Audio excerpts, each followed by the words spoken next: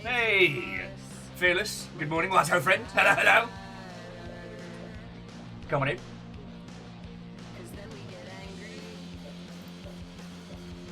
Now, I know what you're thinking. Did I start an hour late because of giant robots? And while mathematically I cannot say either way, yes, The Witch from Mercury is fucking brilliant.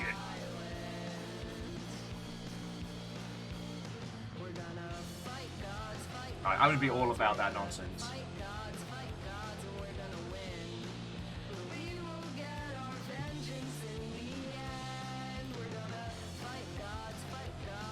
Like, if I could get away with just repeatedly watching it with everybody as a stream, I would. But we can do it as a repeat watch party if we feel the need, so there's that.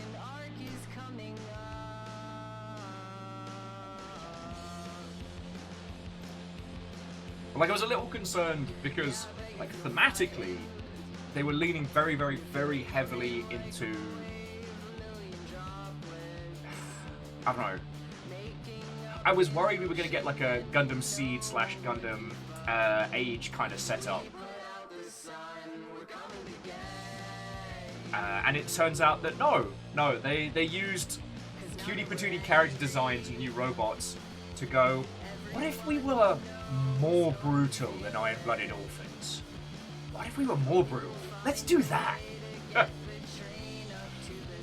And, I mean, Fearless, if you just happen to have Gundams going during the working day, especially when a larger portion of your day is working on automated testing systems, well, that's just efficient use of your time.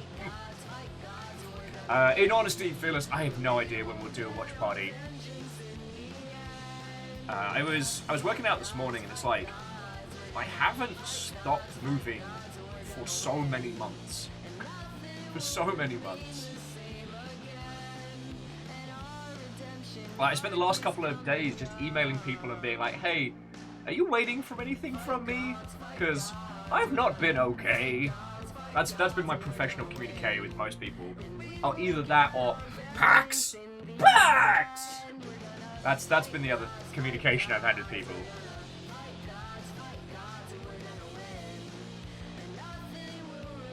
Oh, hardy bloody haw. Hardy bloody haw. Mega Boss, morning and Watto friend.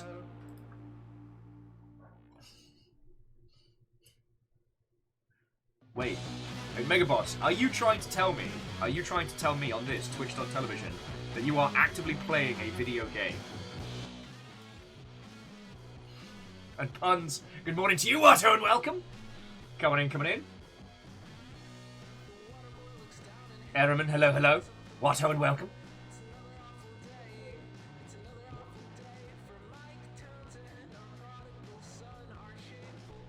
I have no clue what that acronym stands for, but I am glad that you're having a good time with it. And Puns, why is it a silly thing that you installed Dark Souls 3? Some of us never uninstalled it.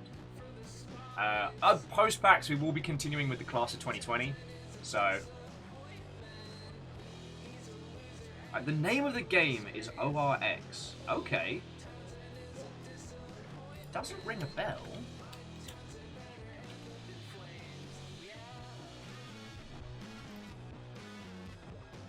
Okay, it dropped yesterday.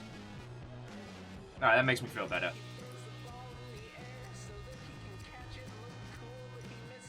Wow, that title did not proc on any of my radars.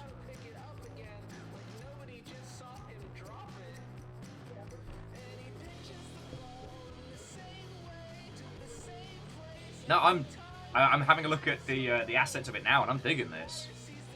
So yeah, Mega Boss, give yourself a dinosaur sticker, as you've been able to tell me about a game I did not know about. That is a rarity.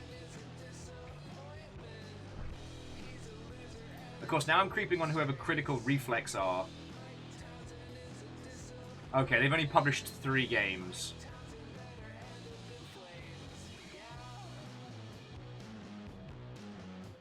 God, I haven't even heard of Complex Sky.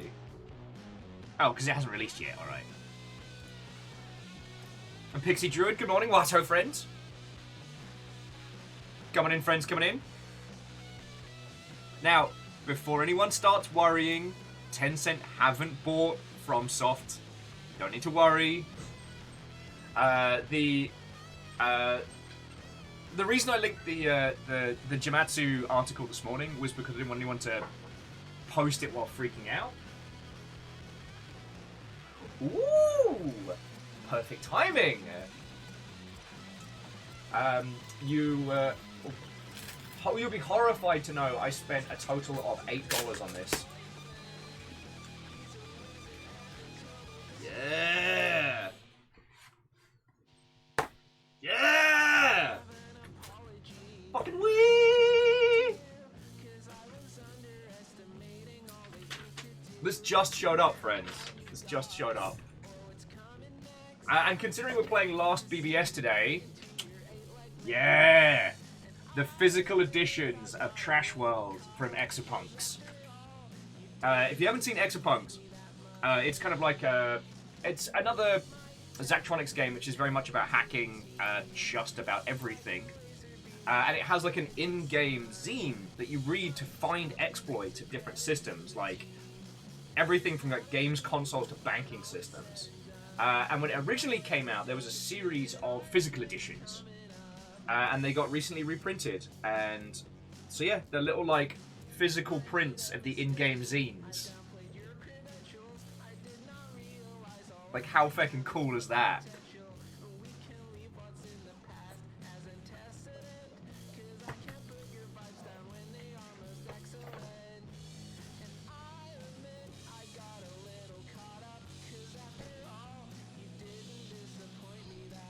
And Imperios, Watto and welcome. Third-party allotment going on with Sixjoy. I'm very confused by what you mean. Though I did see some guy at Ars Technica losing his shit over hitboxes, which was thoroughly entertaining. Not Sam, our good friend over at Ars Technica, I think one of the senior people. Alright, friends. Pose like you mean it. I want to get a picture for today's stuff hanging out.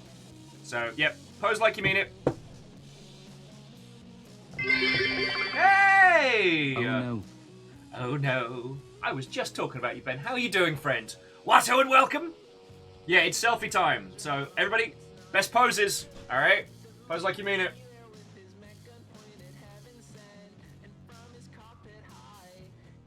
Alright, see if we can get some more of you lot in.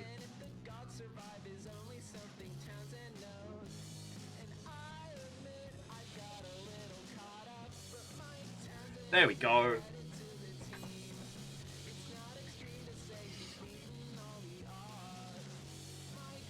Oh no! Ben's homesick from work. I mean, yay, day off. Boo, day off because sick.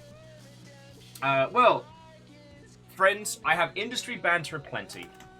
We're going to be playing Last Call BBS, the Zachtronics Swansong today. Which is kind of a lovely, bittersweet story. The fact that Zachtronics are closing their doors, that this is the last game they're going to be doing. But not because they've run out of money or because something bad has happened, but because they've just gone, you know what? I'm happy. And, okay, it's highly worth watching the People Make Games episode about Zachtronics. Because, like, the gentleman, the Zach of Zachtronics, was the gentleman that made Infiniminer, the base guts of what became Minecraft. And it's so fascinating, because early on, a lot of people were pointing to Zachtronics and kind of being like, yo, you know, how come you're not worth billions of dollars? How come you didn't do this? Like, you know, you were there. But then you look at Zachtronics' path, and while there wasn't the billions of dollars of, you know, of money thrown at them, they were able to make the kind of games they really wanted to, and succeed, and be able to tap out on their own terms. You know, an actual discography of games they wanted to make, And they're able to just go, you know what? This was cool. And if you look at what happened to Notch, like, they're two very different paths. Oh, and Wolfgrad, sorry, thank you kindly for reloading Pine Glass. And Ben, I didn't say thank you for the 17 months, which is very appreciated, friend.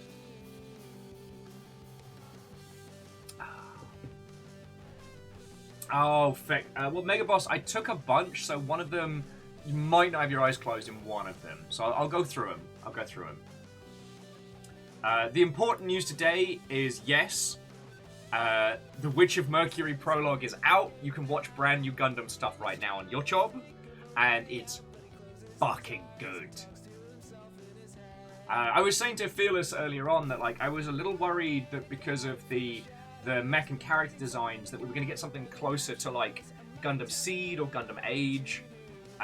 You know, something that's more, like, kids-friendly, more, like, colourful and well-written. No, it's brutal. It's fucking brutal.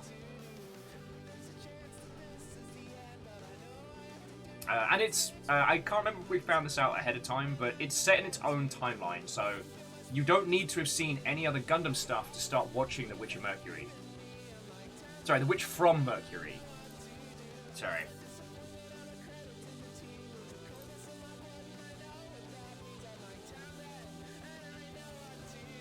Mega Boss, I do know about Orbital Bullet. Good try, though. Good try.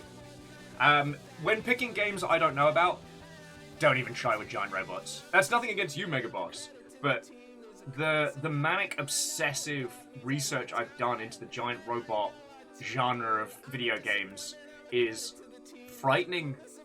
I was actually because we have a friend staying with us for PAX, and I was mentioning how I got into a conversation with a studio CEO about giant robot shows and stuff, and it resulted in me and him ignoring his entire team and just deconstructing Evangelion in a Denny's, and it was great.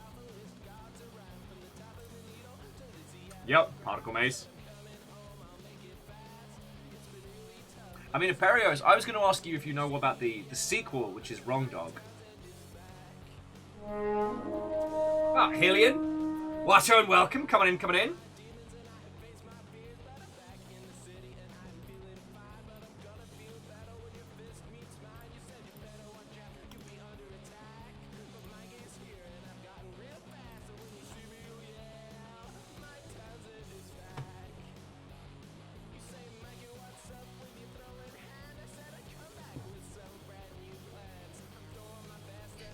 Anyway, how are you all doing, you lovely mother hubbies? Tell me your tales.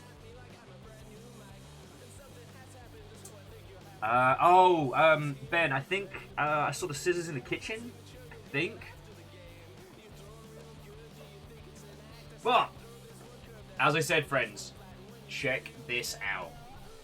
So, at some point post-PAX, we'll actually sit down and do Exapunks. And the cool thing is, we can play it together, because you can download the PDF for free of these. So we can do, like, physical research and hanging out. I did get the Shinseng IO Lontech book, because, I mean, feckin' look at this thing. How feckin' cool is this? If you're wondering why I'm so excited over what looks like just a technical readout, this is another one of the Zachtronics games, and this is like a full loadout about how to program and run all these different, Hey! Raid after raid. Happy Wednesday to you both. Kestrel, Watto, and welcome. Coming in, coming in. I was just showing off my books. Also, they were surprisingly cheap. Yep, Tiny Raid! So, Hillian, Kestrel, hello, hello. How are you doing this fine day? Tell me your tales!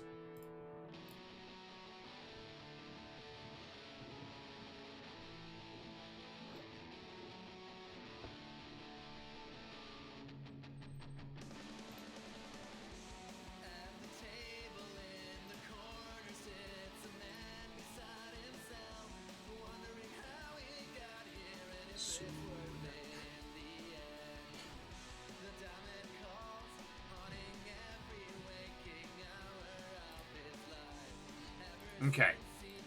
Sorry. Hillian was playing Shantae and the Pirate's Curse, which was loads of fun. Lovely.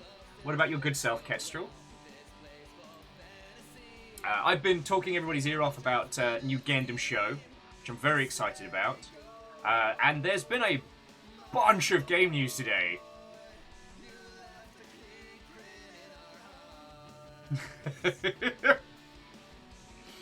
So Kestrel's been playing Outer Wilds and has learnt a new thing.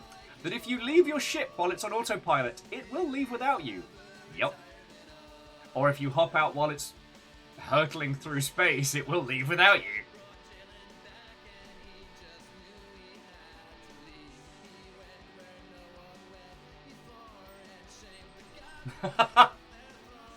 You know what, Ben? I hadn't actually thought about that. But yeah, there's Kestrel North, BBC Kestrel, Kestrel 3 Counties, Kestrel Wales. Love it. I don't know if you saw it doing the rounds today. Sorry, this is just British-centric humour at this point. But occasionally brilliant Daily Mash put out Milton Keynes and other places to recommend as charming to American tourists, with such great places as Luton, Milton Keynes, and Blackpool.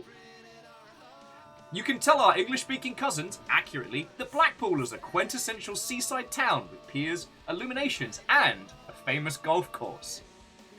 All of those are strictly true and in Blackpool. And then to finish off the description, they'll love the boarded-up town of heroin addiction and men fighting seagulls for chips. Blackpool has seen better days, friends.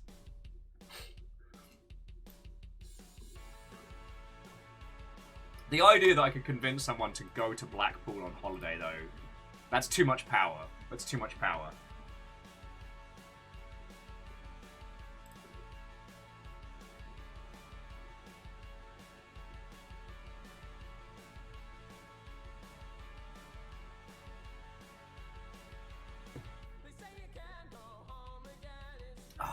But yeah, so, video gaming news.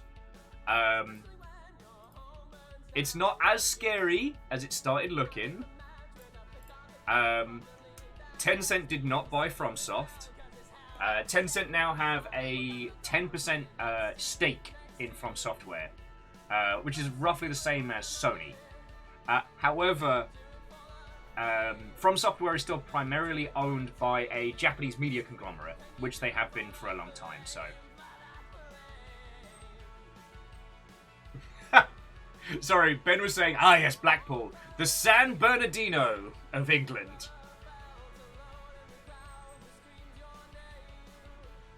God, it's like if Detroit put on a panto. Fuck. I wish I hadn't said that now. I'm so sorry. I'm so sorry. But yeah, that was some scary shit to wake up to. I was like, did Tencent just buy From Software? No, no, no, no, no, no, no, no, no, no, no. But we're okay. We're okay. Blackpool, aka Boston, on a budget. Hello, baby boy. Amos got his service vest in today, so his service training begins in proper this week. Gonna get so much work. Gonna be a good working puppy. What are you doing? What are you doing? Baby boy. It's okay. Come here. Come here. Come say hello. Come here. Come say hello. Come say hello. Come here. Good boy. What's up? What's up, baby boy? Sorry, all conversation will stop while I pay attention to the dog.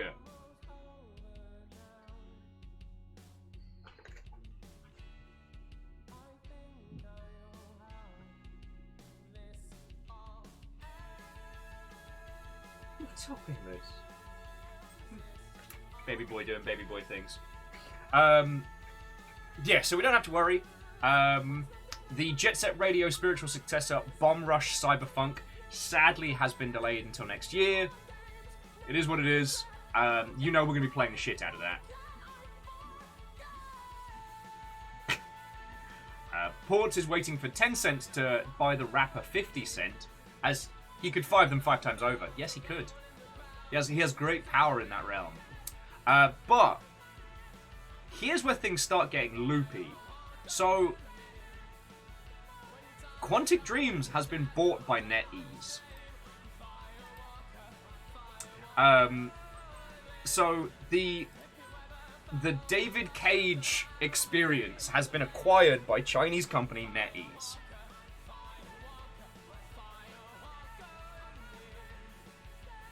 Where?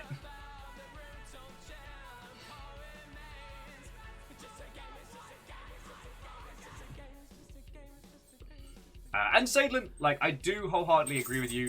With something like Bomb Rush Cyberpunk, there's so much going into it. Like, there's multiple control schemes, multiple characters, and an incredible vibe and soundtrack. Like, if they can afford to take their time, they should.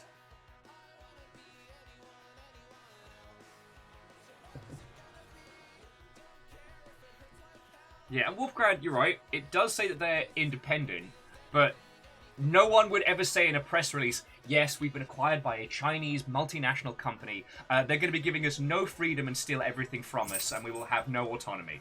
Like, no one's going to allow that. I mean, all I'm hoping is that the next time there's a David Cage-flavored issue, they just lock him in a box and float him down the river.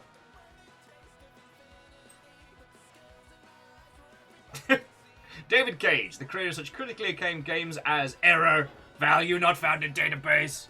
Here's the thing. The IGN article, which announced this, which got put... What ho coffee pirate? And to you, Bacon, Watto, and welcome. Thank you kindly for the bits. The pint glass did need shaken up. Like, not to diss on House Order, but... Wolfcrad had it easy. But yeah. So the article that got put up about this was the IGN article. And what cracks me up is that it shows all the review scores of the Quantic Dream games, with the first one being Omicron the Nomad Soul. The strange David Bowie vehicle. Like, friends, if you ever get to read the story of how that game came to be, it is wild and batshit and fascinating.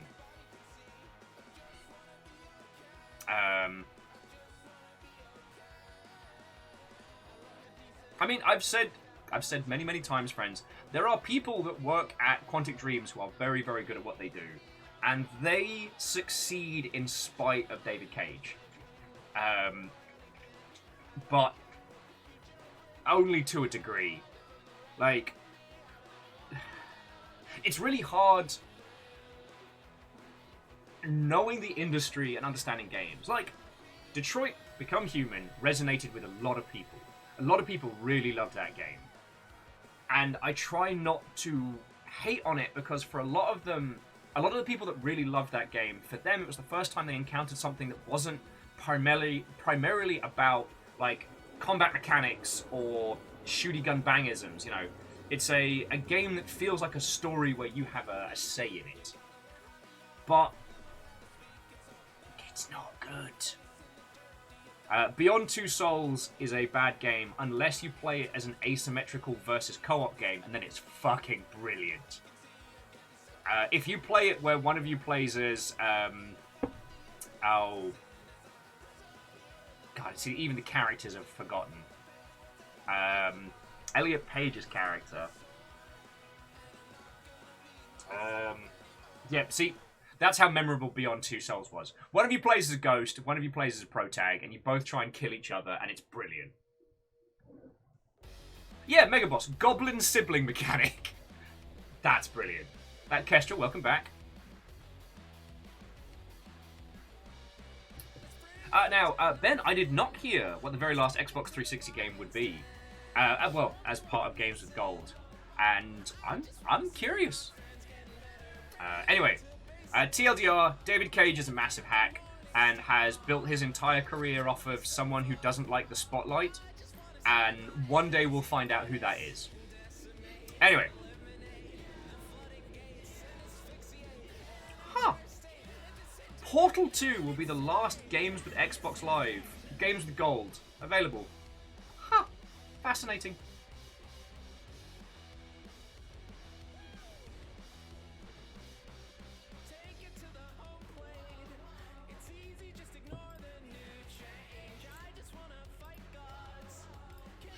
No,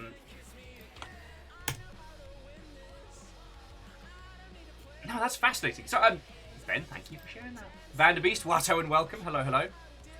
Okay. Jumping back. As we saw yesterday, Brace Yourself Games will be launching a publishing division. I've had the chance to hang out with Ryan a whole bunch of times. Ryan Clark, who heads up Brace Yourself Games. He's fucking cool.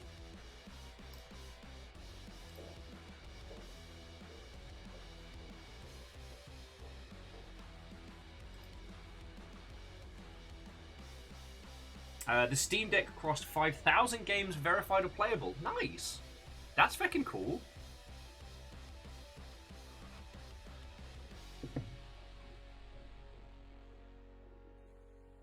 I've been feeling let down by all the shit going on, cause I've been trying to dress up while everyone dresses down.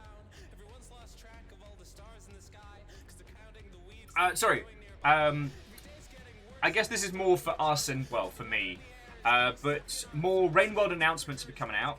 As a free update that will be dropping the same time as Downpour later in the year, Rain World will be adding like 50 accessibility options and additional modifiers to let you tweak the game experience. So that is going to be fascinating to see.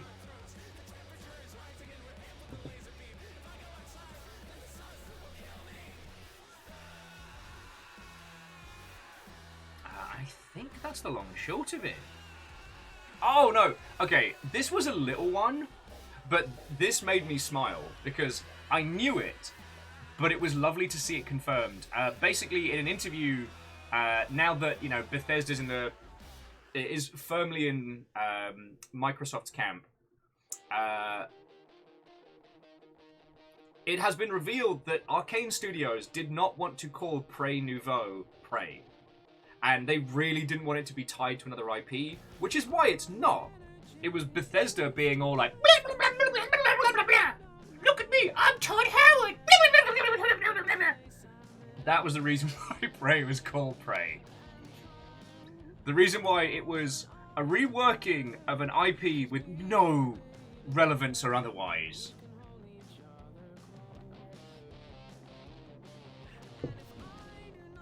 Yeah, Wolfgrad. Loud shock.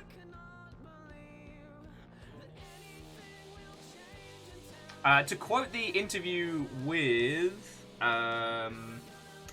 Raphael Colantino, goes on to say, the decision wasn't just unpopular Colantino, and I quote, "Not only me, but nobody in the team wanted to call this game Prey," he said.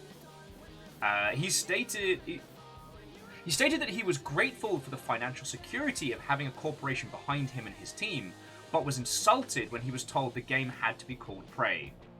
You go like, I don't think it should. I think it's a mistake.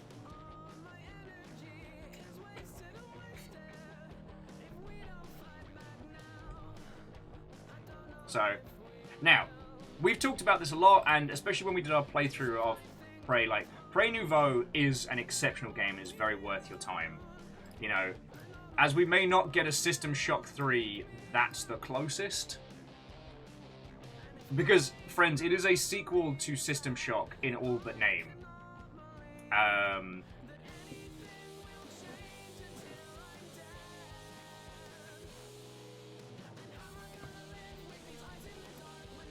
Raphael the Ninja Turtle. God, that's good. What was the one I saw?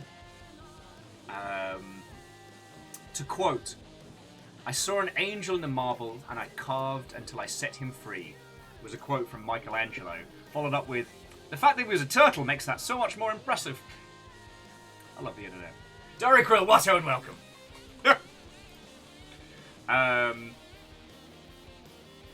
But yeah, it's just, we all guessed that was the reason why Prey Nouveau was called Prey, but it's nice to hear it out loud, and it's nice to get that confirmation from the team being like, no, we didn't want it either. That was just Bethesda Publishing being, you know, wobbly knob ends.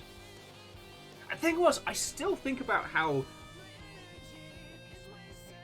like, okay, so if you're wondering what I'm raving about, so, Prey was a 2007 first-person shooter that was alright.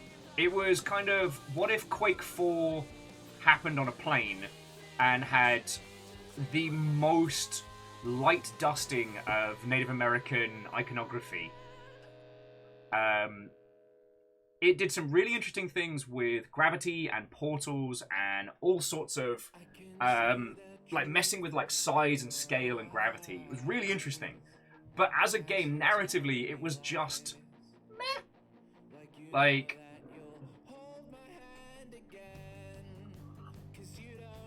Wolfgrad, I'll touch on that in a second. Prey 2 was announced, and Prey 2 was going to be a fascinating, like, alien bounty hunting game. So, sorry. The original plot to Prey is that you and your partner are on a flight that gets abducted by aliens, and all your friendos get fucking harvested, but you break free and shoot and fight your way through the whole place to save your girlfriend. Like, it wasn't a narrative that's going to set your world on fire.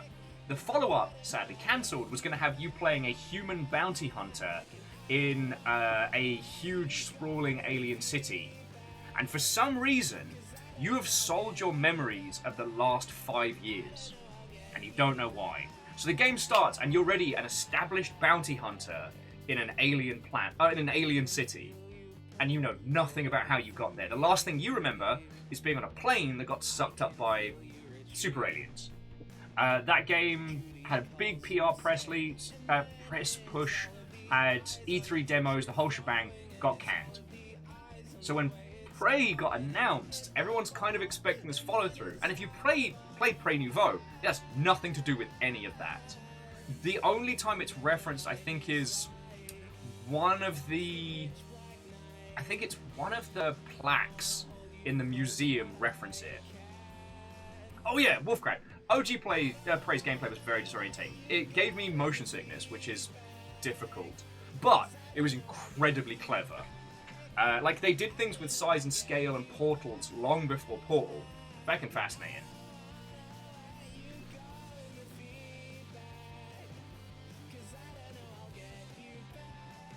Megaboss says, there is a memory feckery plot hook, right? Sort of. Well, the thing was, because Prey 2 never came out, so there's no real through line. And from what we found out after the fact was, like, the plot of Prey 2 was going to be finding out why you sold your memories and, like, the space crime stuff that was happening and what you got involved with. You know, it was closer to Paycheck than, you know, Prey Nouveau. Although Wolfgrad brings up an interesting question that if Dishonored is the sequel to Thief and Prey is the sequel to System Shock, what is Deathloop? And that is fresh and original. Deathloop is the culmination of all Arcane's lessons learnt and distilled into an original concept. And that's why I sing its praises just so constantly.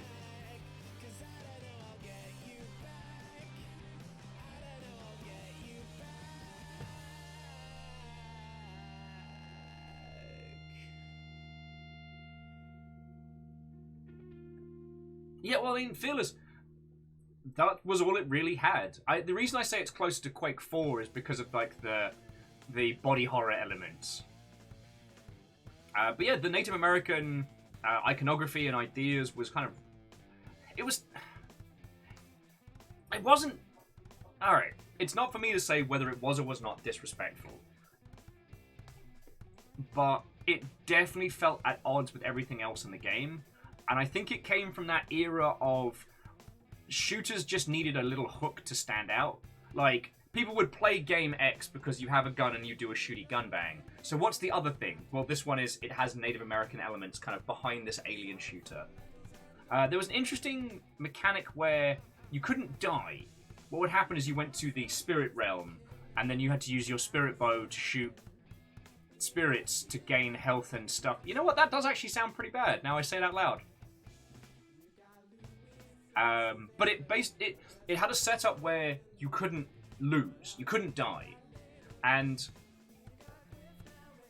kind of like the BioShock problem was that the lack of consequences from death didn't end up being something that enhanced the experience. It kind of detracted the stakes a little. Like, when they're trying to make you rush to care. They're trying to make you rush towards saving people and putting, like, you know, threats in your way. And you, the player, know that you can't die. You can't lose. It doesn't gel. I don't know. OG Prey is still worth researching, but it's something that a lot of other games have done and done better since then. It was a good jumping off point. But yeah, Prey Nouveau had none of those elements. And Prey Nouveau is exceptional. So, sorry, I don't mean to keep focusing on this. It's just, it's nice when our shamanistic theories get proven correct.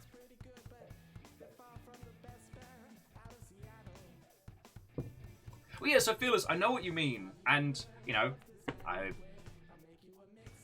what does the opinion of a white guy like myself on the internet really matter when talking about, like, Native American iconography and everything around that? However, it does feel a little bit like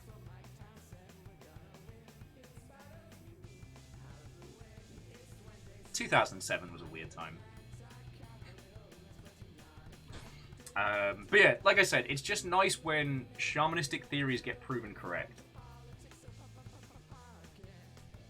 I mean, EXO, gone but not forgotten. And plus, they're going out on their terms. So EXO, what ho and welcome. Plus, look what I got in the post today. Look what I got in the post today. The physical zines for Exopunks.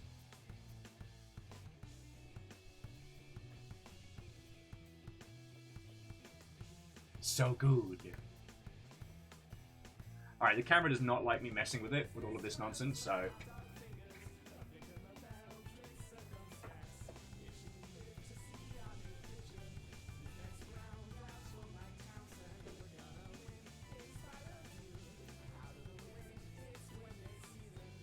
So Megabox, I did see that, but I hadn't had the chance to research into it proper, because there's been a lot of things going on at the moment. Because Zachtronics did do like a multiplayer solitaire game that was fascinating.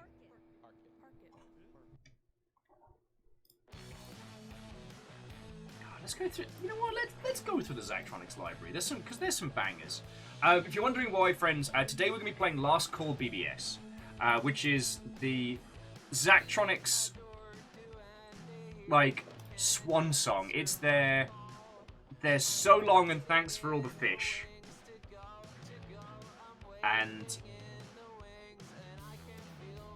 I'm definitely looking forward to playing it with you all.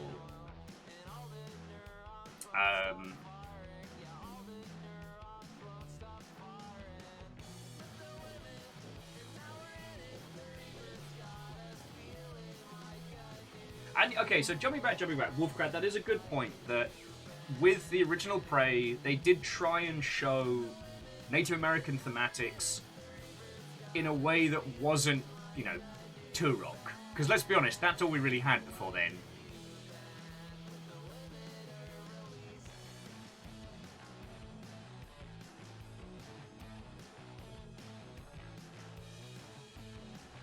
Oh yeah, and EXO, not that you need me to tell you, but like, Opus Magnum is spectacular, and I'm still so besotted with that game. I didn't find out about the Zachtronic patches until after I played through, until after they'd stopped doing them for like titles like Opus Magnum, because I was traveling when I started playing it, and so I kind of had to start again when I replayed it here. And then I found out about the patches for each of the games, and I was like, no, I could have had cool stuff.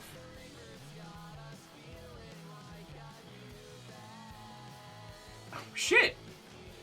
Okay, Navalis, I hadn't even considered that. Because we recently got the movie Prey, which, by the way, is very good. Which pertains to Native American individuals fighting aliens. Fucking yo!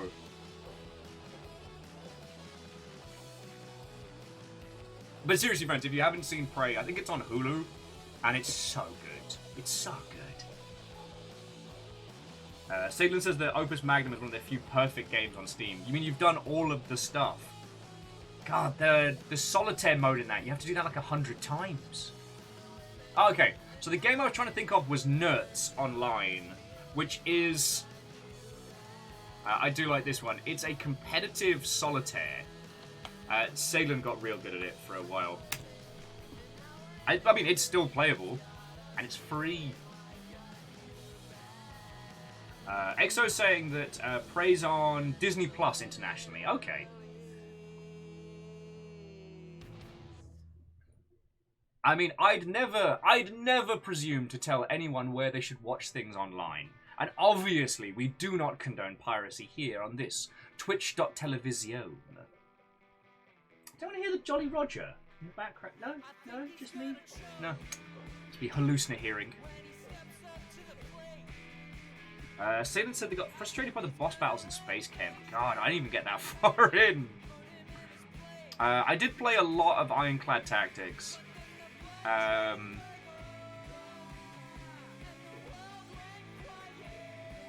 thought I played more Infinifactory, but apparently there's loads of these that I just haven't gotten on Steam. What if I played them on something else? God, everything starts blending into each other after a while.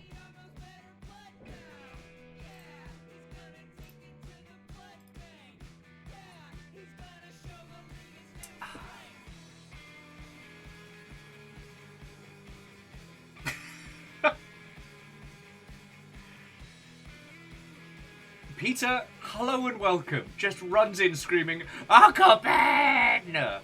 With great power, something, something, something, microwave rice. Sorry. Sorry, Watto and welcome. Hello, hello. Okay. Sorry, Satan. Everything's kind of a bit of a blur at the moment. But yeah, we're going to be having a little chip away at Last Call BBS today, and I'm very looking forward to it. Aww. EXO says they haven't played Last Call BBS because they didn't want the Zachtronics journey to be over. I know what you mean. I was hoping it was going to be in early access for a lot longer so I could stall, but you know, we gotta say goodbye.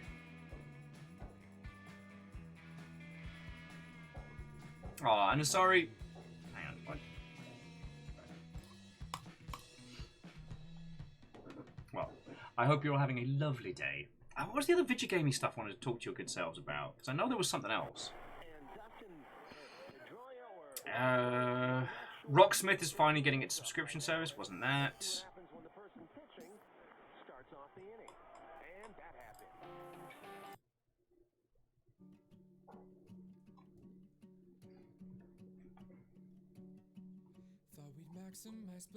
Martin, I did not start more Twitter beef. Though it's always tempting. No. The Twitter nonsense is pretty much... Eagle lives, you've rumbled me there. It is in fact I. Although, this is a t-shirt from our friend, The Famous, who I accidentally got killed during XCOM.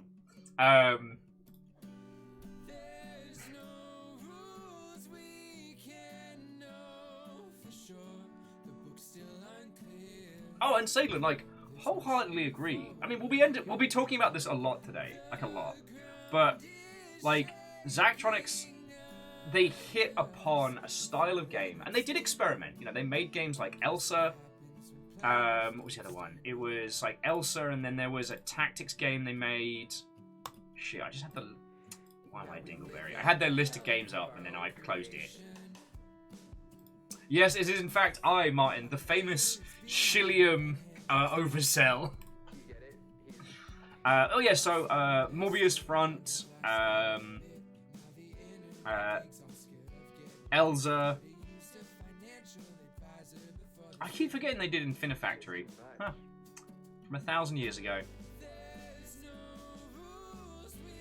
And the thing is, like, as a games company, so Space Chem dropped in like 2011, and then successfully making title after title for 10 years. That's a really good place to call it.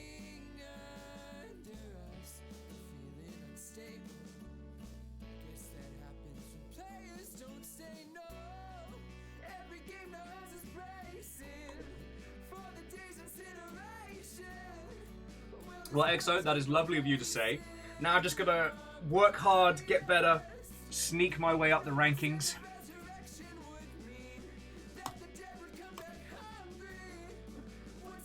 Oh yeah, and saying you're right, they did make a legit NES game. But no, there's, like, a lot of the time we spend so much energy and attention focusing on huge studios or huge successes, and we don't talk about teams like Zachtronics enough. We don't talk about Sock Pop. We don't talk about these teams that hit upon the kinds of games they want to make. They make them sensibly. They don't blow their budgets out ridiculously, you know? And they make the kinds of title they want to make and focus on that. And that's fucking great. Like, that's absolutely something to celebrate, you know? And the fact that Zachtronics is calling it on their terms, I know I've said this multiple times, but I feel it requires more. It's like, no one does that. Like, games companies usually operate kind of like, is it alligators or crocodiles? In that they will continuously grow until they can no longer support themselves, and then they just die from it. Like, that's it.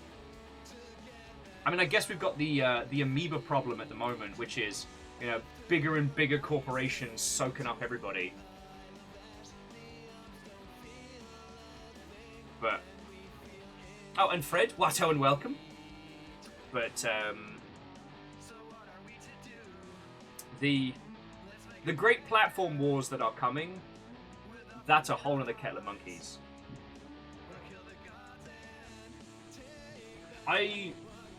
Sorry. Just as a small aside, because you know I don't like getting into, you know, global financials and whatnot. I do think one of the reasons why everybody is selling companies this year is essentially preparing for a storm that people feel is coming.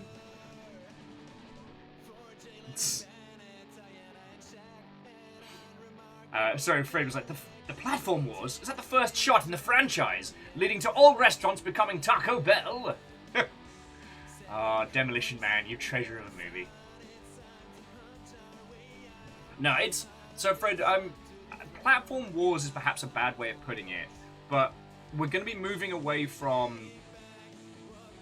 We're going to be moving away from consoles. That is to say, like, up until this point, we have defined ourselves as a genre by hardware. PC, console, handheld, mobile. Like, that's how we've seen ourselves. You know, if you want to get into the specifics, like, you know, Microsoft, Sony, PC, Nintendo, like, that's how the industry has come to understand itself, and that's changing. You know, we're moving into the world of platforms, where the hardware might become more and more inconsequential as things move forward, and so it's about, like, which ecosystem are you in? Because to be an Xbox multi-pass subscriber, I don't know how I've forgotten the name of it, considering we used to do the joke every week, but yeah, if you are multi-pass, it doesn't matter if you have an Xbox or a PC or what have you. It's all one platform. It's all one ecosystem. You know? With things like the Steam Deck and, you know, the viability of a gajillion different kinds of system that will run games on Steam, like, the important thing is the Steam account. The hardware that runs it is, I mean, so long as it runs it, is inconsequential. This is one of the reasons why I feel like Sony is going to be playing scary catch-up, because they don't currently have that functionality. You know, to my understanding, it's still the point where you can't digitally buy PlayStation games on your PC. You have to buy them on the console, which, it's 2022, children. Like, come on.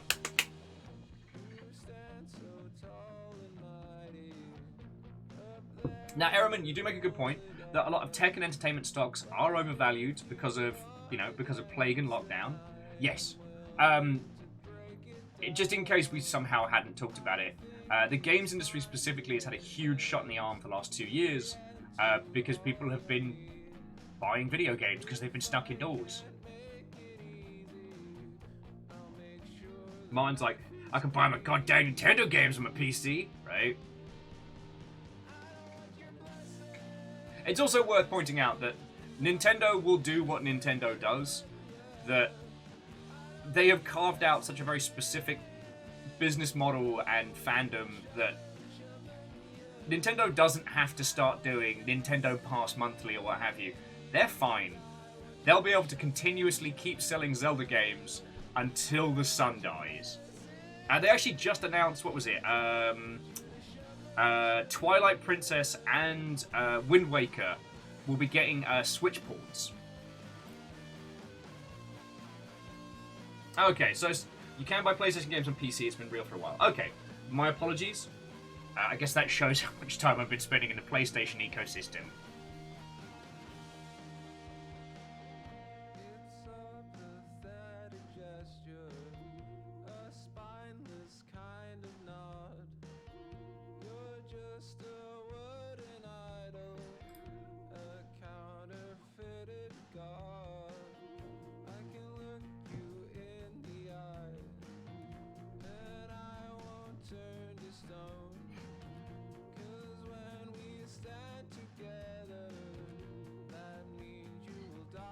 Sorry. Apologies for going off into space for a second there.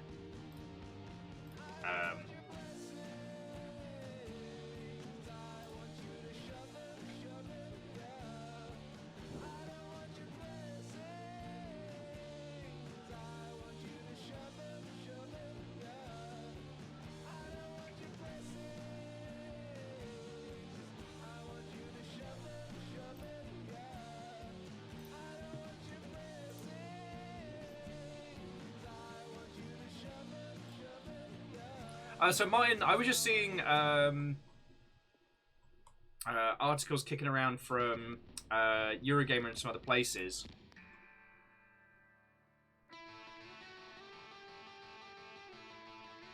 Okay, so it's apparently we'll be getting a reveal in September for new Zelda stuff. Alright. Okay. Sorry, friends. Apologies for being all over the place. With pack stuff coming and the fact that it's been infinitely non-stop here for so many months, I am definitely not batting for 1,000.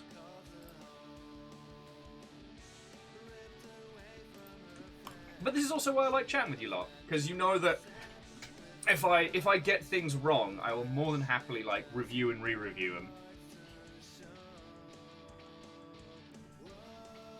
Now, so Chornerist, yes, PlayStation has been launching their competitor to Game Pass, which has been so far met with a lot of confusion. It's a multi-tiered platform thing, and it's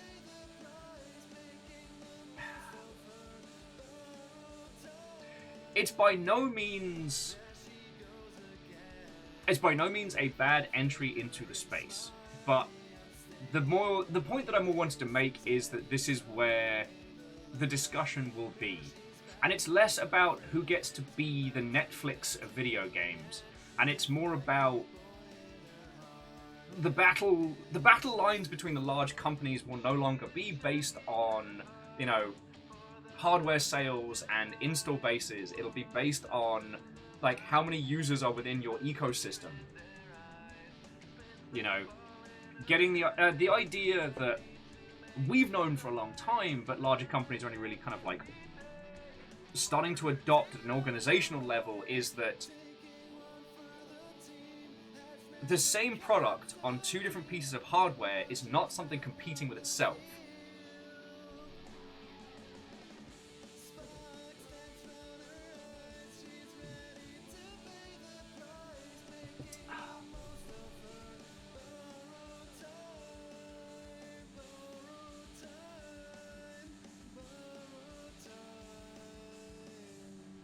Well, so Chornerus, as someone who talks with all of your good selves about this on the daily, the thing that I found, I could not tell you clearly how the Sony operation works in terms of their Game Pass competitor, because it's multi-tiered and different tiers get you different things, but I don't know which tiers apply to what hardware, or if all apply to the announcements around it were very confusing, and the offerings were very odd.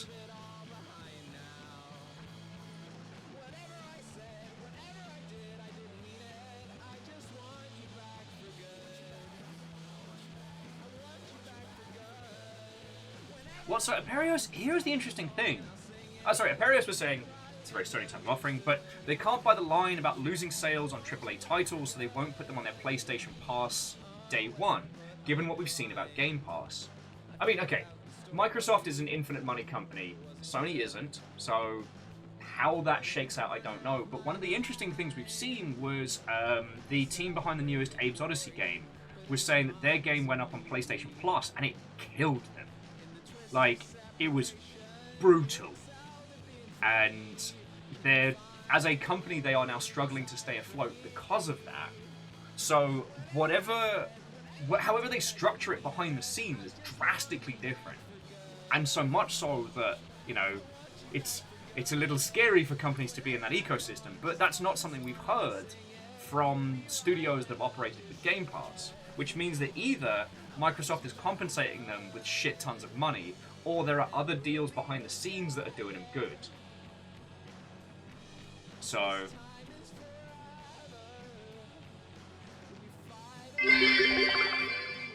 I was going to make a joke about coffee, but decided if I did I would be in a latte trouble. It's never stopped you before. Favorite 6, thank you for the 200. How are you doing? We're just having a big old group natter.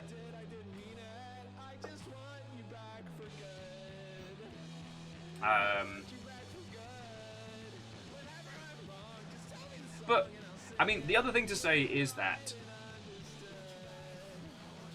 in the video gaming space, Sony has simultaneously been a industry leader and a team playing catch-up multiple times. There's almost been a cycle to it. You know, the PS2 ate everybody's lunch, and the PS3 was a disaster. The PS4 rocked face. Like, at least commercially, it absolutely rocked face, and now the PS5 is suffering a whole slew of new trouble. But it also seems that their competitors have switched how they all do business. So it very much does feel like Sony is operating like a traditional games company circa 2010, and especially after the plague, like, that's not how the game is played anymore. Now, it is also worth noting that it's not biggest money wins.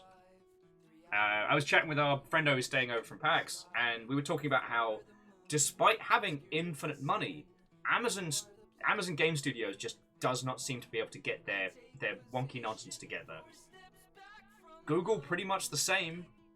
Like, Google controls the internet. Right?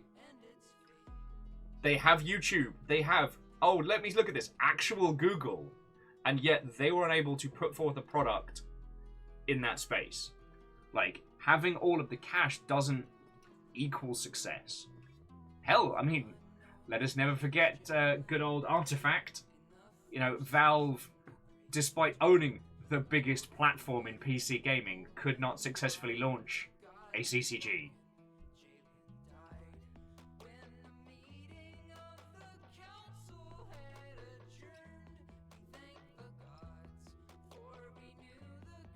Oh, and Salem, there's like, I wholeheartedly agree, like, Microsoft has definitely seen the value in video games and entertainment that others haven't, and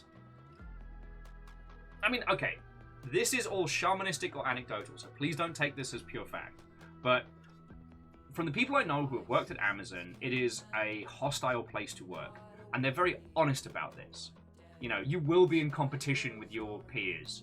You know, it will be brutal, it will be hard, and the way they offset this is by compensating the shit out of their employees.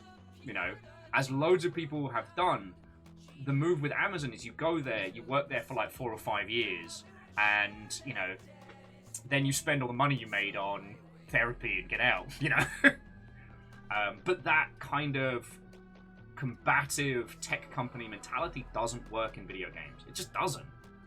And when you have an organization that large, unless the whole organization is on board for creative endeavors and understands them.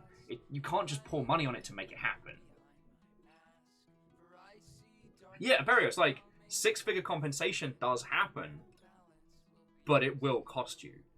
From what I understand, Google prefers to pretend like everyone's happy and friendly, and so there's more behind the scenes.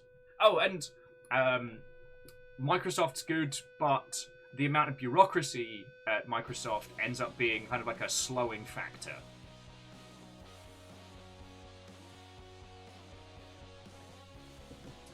But the thing is, like, it's very rare for video game projects to compete with each other. It's also rare for them to have a full-on standardization.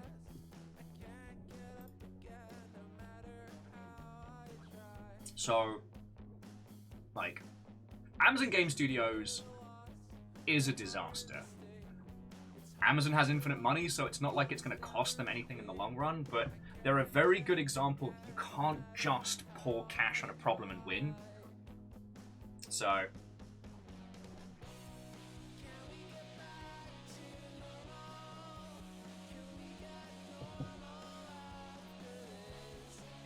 yeah, Ehrman, that's a good point on Google, that their issue is wanting to reinvent things because of their disruption is the way. You don't get ahead at Google by improving on an existing thing. Yep. And down on the dwarf, Watto and welcome.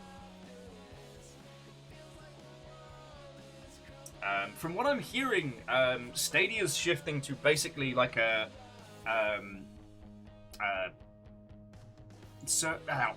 wow! I do apologise, friends. All the words that I had there fell out of my mouth all at once. It was very uncomfortable. No, so what I've heard, the back-end business plan for Stadia is to sell the Stadia technology to other companies. So Stadia, it's gone, it's dead. But the technology that powered Stadia, the streaming technology and the hardware and stuff, that they're going to try and sell that to other places, could work. Like, I would love to see, and we really need a better term for it, but streaming games. I'd love to see streaming games succeed, because the last great barrier to entry in video games is hardware, you know? And especially when it comes to the kind of games that we play a lot of PC titles. The weird, the strange, the different, and, you know, if you don't have a few grand for a feckin', if you don't have a few grand for a decent rig, there's so much of the most interesting and fresh and original parts of gaming you just can't engage with, you know?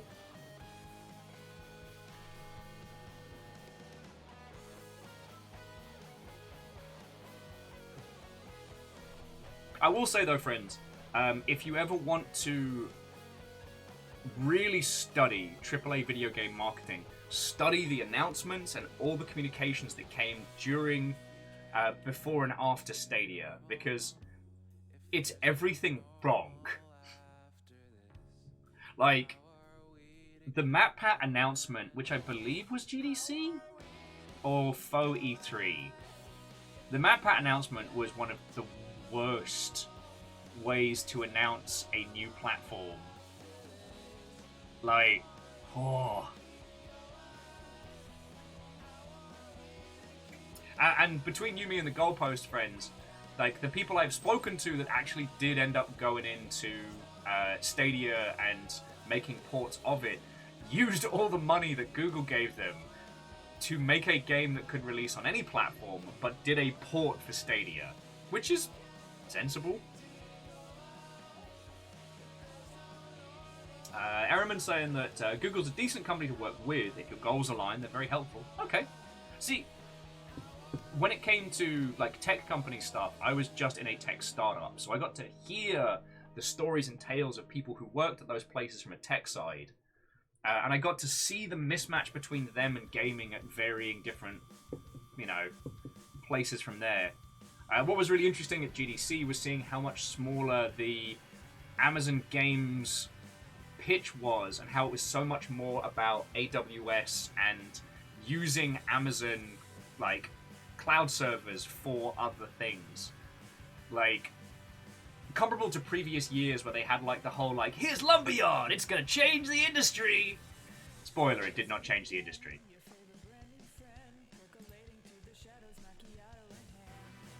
I mean, hell, we live in a time where we've got Unreal 5, Godot, Game Maker, I guess Unity as well. Like...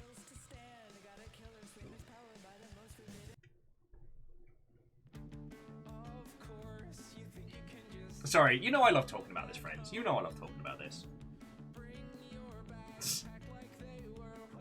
If any of you do actually pour a truckload of cash on a Perios, I feel that I deserve emotional damages of a large, also truckload of cash.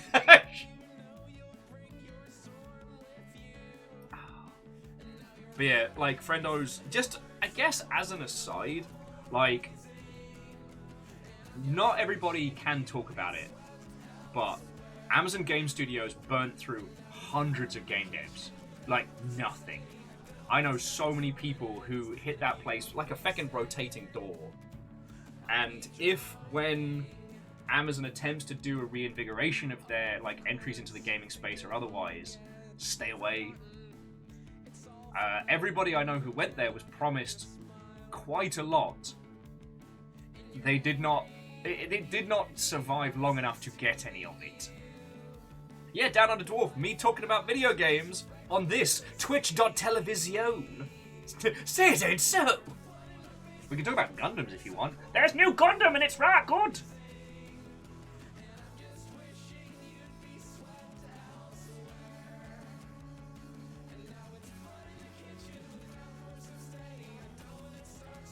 Anyway, what I would say, kind of as I guess as a closing thought on this, friends, is that these are fascinating times. You know, you look at everybody else and how other big money creative industries are changing and shifting, and they're having a bad time.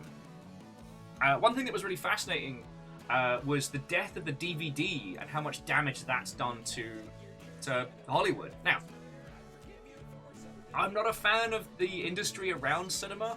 I think it is... I think it's bad. I think it's a nasty place to work. And from my time there, I didn't encounter people that loved cinema. I encountered people that did a day job to survive, if you know what I mean.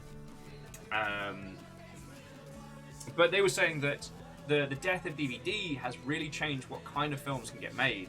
Because the ones that would do okay in the box office, but then sell great on DVD as kind of cult hits were doing bangers.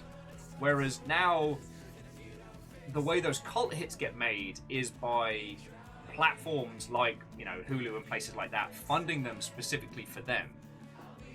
And it's a real change.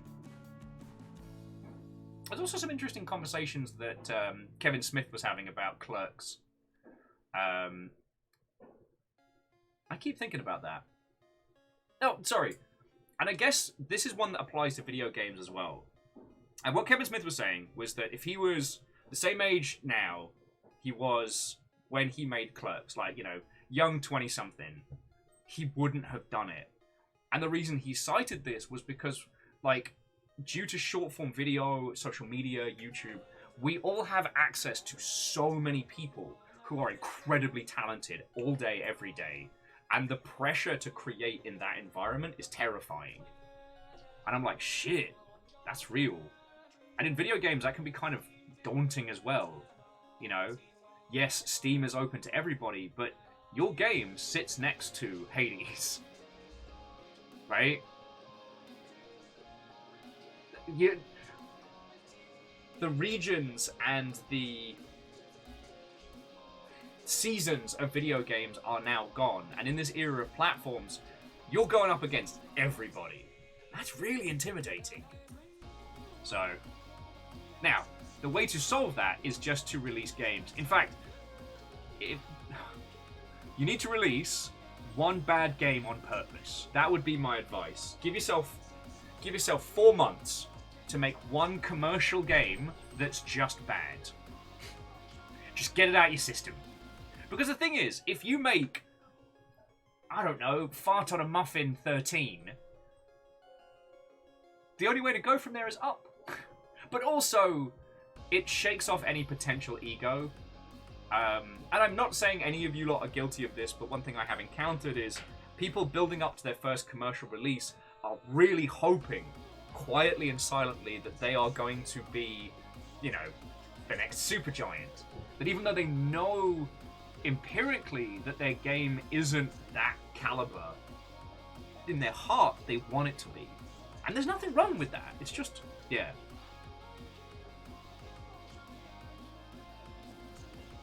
For all you know, the album would just be a pip farting on a snare drum.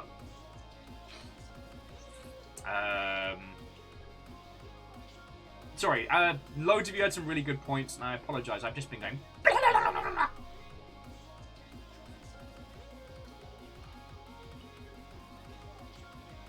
Fred was saying, I don't think most people who don't work in games appreciate that even though a lot of money changes hands, it's because there are a lot of upfront fixed expenses. Yeah, it's all about headcount. People are what costs money in games. And yeah, like, Fearless, I'm glad you didn't have to go to Amazon. Like, I'm not saying I wanted you to be out of work, but they grind their people into dust.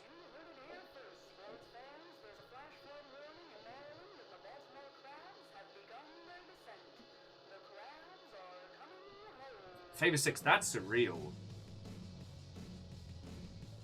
Downer says a friend of theirs does VFX work, and yeah, it's got its challenges. Fred said, how did you find the morale of crew like prop masters and stagehands in cinema and theatre? Well, theatre's a different beast, but I will say that prop masters have a better life than a lot of other people. But for them, it isn't necessarily the love of theatre or stage or cinema that gets them through. It's the love of crafting.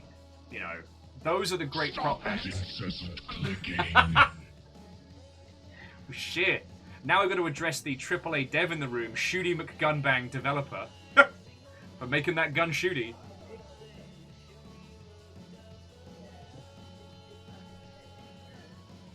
But yeah, so Fred, I'd say for those kind of people, and I still know a lot of peeps in that space, like, they have a better time than a lot of others. For them, each production's a challenge. A good friend of mine, for a while, did large-scale models and props for cinema. So he got to do a bunch of sci-fi vehicles, designs, concepts, and stuff, which was really feckin' cool. Except for the movie in question was the reboot of Total Recall. So he had a great time. That movie's a fat stinker.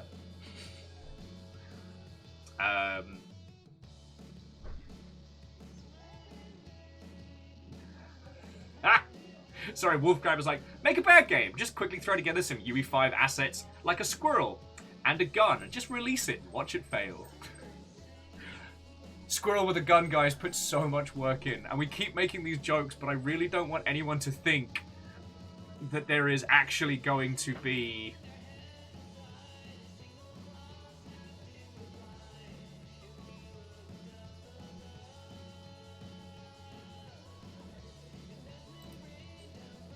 What? What day is that? I know. That's why I asked you. It was like...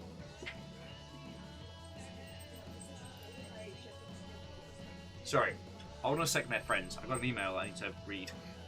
What is this? They're the in-game zines for the Zachtronics games. Nerd. Nerd. Hey, well, I guess I'm not bringing you to the press screening of Cyberpunk Edge Runners. I mean, I can just go on Twitter for that.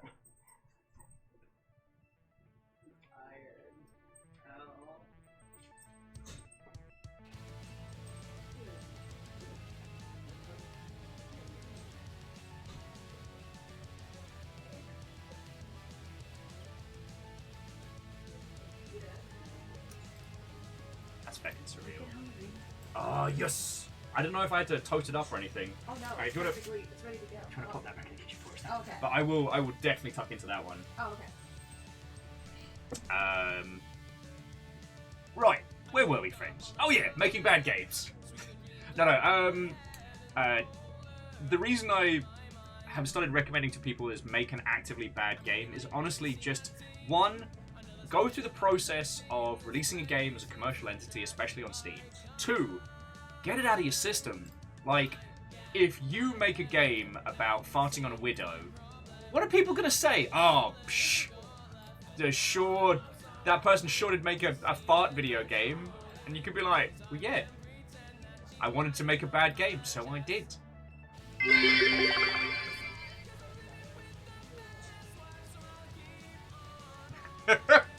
Baby Sixes, take a city, add the physics engine, dial it up to 11, and add a goat. It'll never sell. It'll never sell.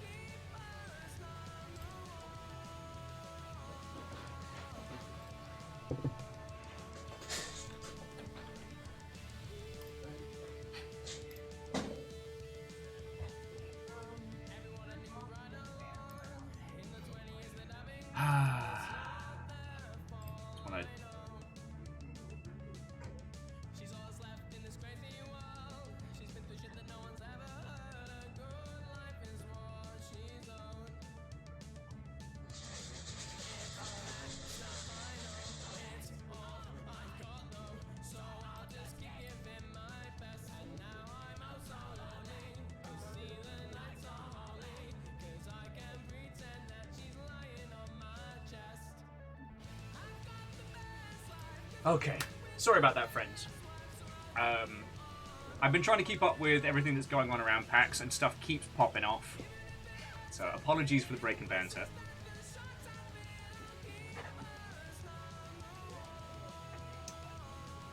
Right, where were we? Well, so Dustin, that was one thing I wanted to touch on, because yes, comedy pun games can be good. The reason why I'm saying, like, you know, make something grungy, make something weird and bad, is, especially with visual novels and things like that, there is an oh shit! I see the cogs are moving, just like the high seas, on the rolling waves. Like this. You're welcome. Oops. To drop something. You're welcome. Holy fuck! Shit! Hello, thank you! Fuck! Apologies to House Order, your hard work has been severely undone. No, sorry, thank you kindly. It's really fucking cool of you. Seriously, thank you. Fucking yo! Fucking yo! Alright! Bleed Nora.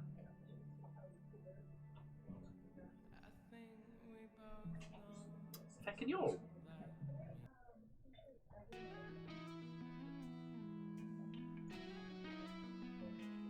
Wolfgrad, thank you for refilling the pint glass. Good luck. I do not control House Chaos. And sorry, coming in from the high seas. Fucking yo, just sorry. That's a huge amount of money to keeping us going. Thank you. Like, seriously. Fucking legend for a lot of you. Mrs. Squarepeg, good afternoon. Watto friend, hello, hello.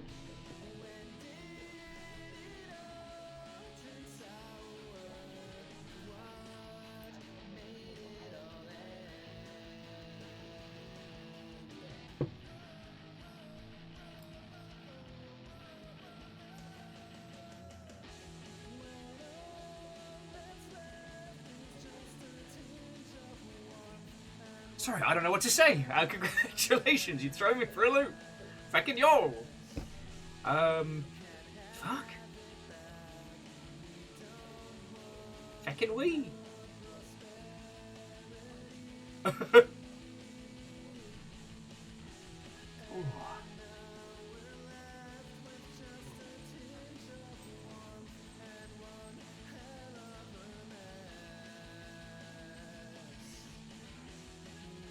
Sorry, yeah. Congratulations, you've successfully thrown me for a loop. Maybe we should bid you a game. I don't know what to say. Again, just thank you.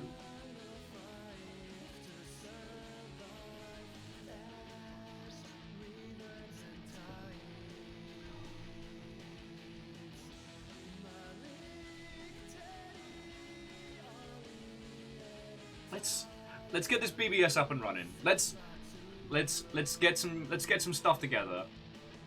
Obviously, friends, I want to keep talking about the creation of the video games.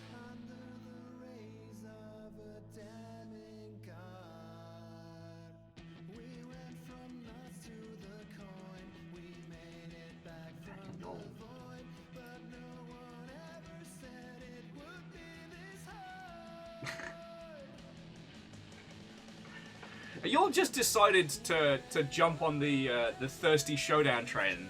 Some of us were crushing on showdown before it was cool. Thank you very much.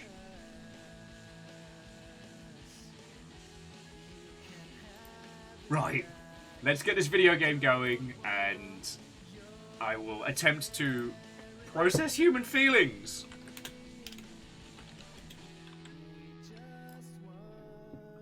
Watto from several feet away. And Vulture Pony, Watto and welcome.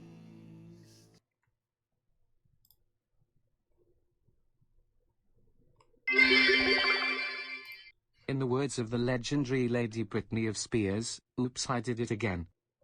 Ah, yes, the phalanx formation phenomenon herself, Britney Spears. Shit, I gotta write that down because I will forget that.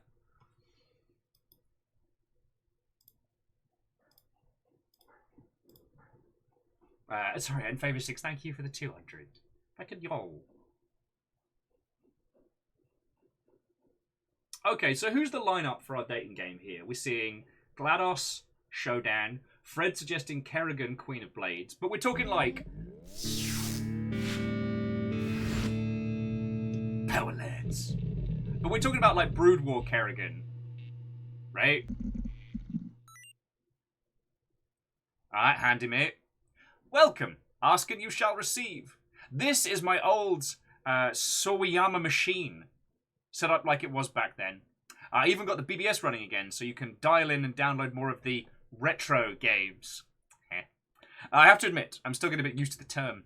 Anyway, the story of all this stuff is also the story about people. So I wrote a few notes on how I came across these things and whatever else came to mind as I was getting ready. You might find it interesting, you might not. It's here either way. Have fun.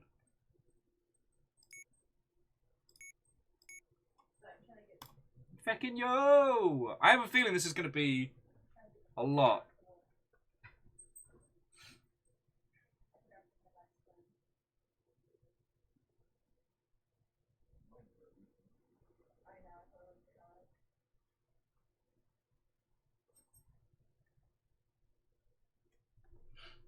Oh, and so Mega Boss, the reason I mentioned Brood War Kerrigan is because in StarCraft 2, there's a lot of wibbly-wobbly changiness to Kerrigan's character.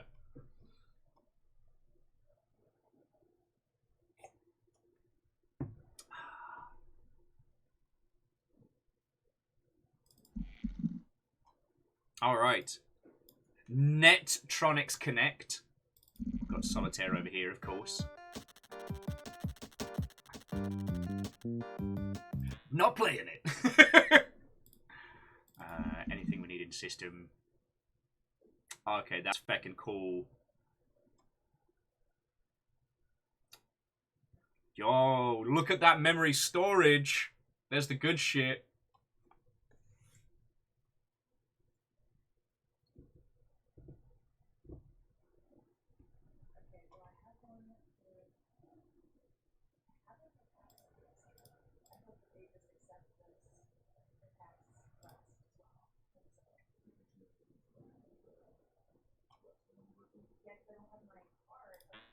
Oh, I get to see how I compete against other people. Nice. Well, let's see what's on the internet. Heard it's a series of tubes. Okay, so dial last call BBS, dial Worldline, dial Equity First, add new servers. I have a feeling there's a lot more to this than I had first thought.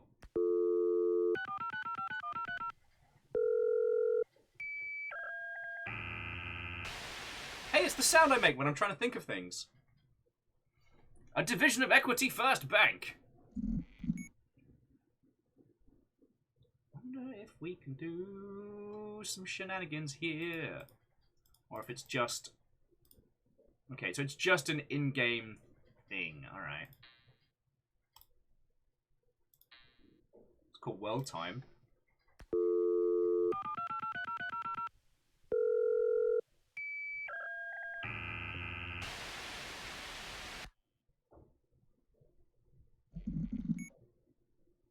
Nice. That is the accurate time across the world. Love it. All of you in the UK staying up late, watching videos. Prof. Nell says, I'm just going to telnet into my mud now. Yep. Professor Nels, like, no joke, that was the first way that I played OG Shadowrun. Was via a mud server that I found, like, hidden in a whole bunch of, like, tabletop roleplay forums. I'm glad I did it. It was not good, but I'm glad I did it. Cape Town represent! Mega Boss staying up super late. It's 11:30. Super late. Oh, Chundra says some new messages popped up on the Handymate. Alright, so World Time Server. You're thinking, a world clock. What's the big deal? Sure, it might not seem impressive today, but you have to remember that this was before everything was networked together. Dialing into the World Time Server was the first time I realized, oh hey, I'm really connected to this whole world through this thing. It's hard to describe what that feeling was like, but I suppose that's why you're into these old machines in the first place, right? You're looking for that same rush of excitement I felt when I realized that computers would change the world. This game's gonna make us feel things. I wasn't prepared for that. I thought we were just gonna play mini games. Alright, so then we'll have a look at... okay. Showing up-to-the-minute stock price quotes was always a surefire demo, and it sold quite a few systems. Some guys' eyes would just light up. It was a big deal at the time because otherwise you either looked up the stock prices in the newspaper once or twice a day, or you called your broker to ask him what was happening. So this was a huge advantage. That is, if you were the kind of guy that cared about stocks. I wasn't. Now, every so often, I think about how cheap Axiom was back then, and I wonder if my life would have been different if I bought some. This game is going to make us feel things, friends. Alright, so let's call into the last Call BBS. And Chaunerus, thanks for spotting that out.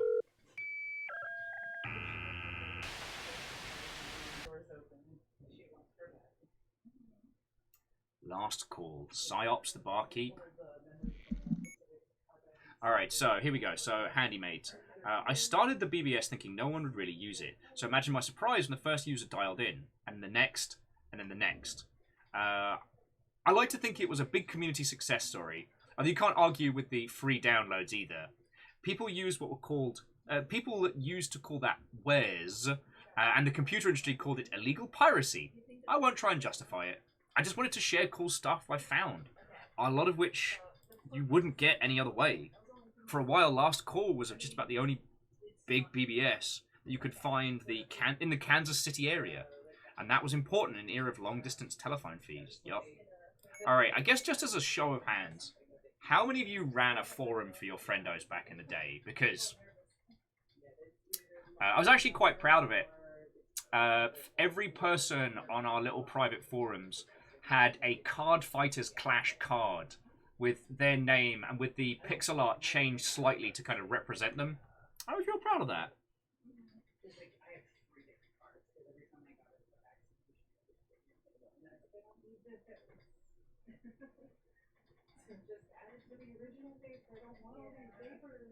Yeah, Fred, we are looking at potential nostalgia overflow. Down on a dwarf site. It'll make me feel old. How fun! Yeah. This may be the day that our bones turn to dust. So I guess let's just go down them in order. Dungeons and diagrams. The point of this game is to figure out what the map looked like by filling in the squares according to the numbers on the top. And side while making sure you follow the rules. It's a fun puzzle. Good way to kill some time. Stick it to the man by putting it on your work terminal if you don't want to think the boss. If you don't think the boss will see. Any responsibilities that you get in the office are your own. Any trouble you get is your own responsibility. Alright, so let's download the file. Oh shit! Dungeons and Diagrams. Time remaining 1 minute and 20 seconds. Fucking hell. Who's ready to feel old? Who's ready to feel old? Who's ready to feel like a bone to turn to dust? But don't worry, friends. We have a 300 kilobyte drive, so we'll be fine. Just download all the things.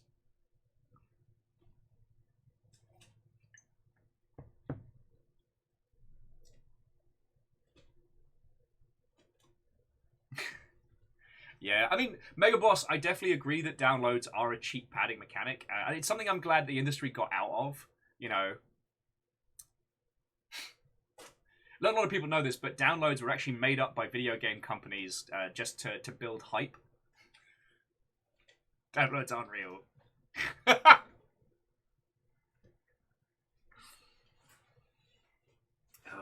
Yeah, getting it. The call of modem screaming into the night. FileZilla, because it could manage multiple file downloads, and it could resume downloads after you've been disconnected from the 2-hour limit. Love that. Doing Ultima Online raids and getting everyone to log out and connect back on so they wouldn't have, like, the 2-hour thing. Dungeons and Diagrams has been saved to drive 0. You reached your download quota. Hang up and call back in 15 minutes.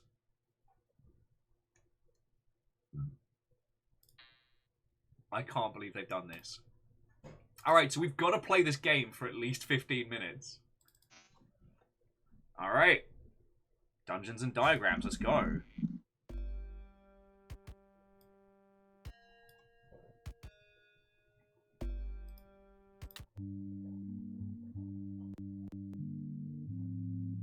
So is this basically Picross?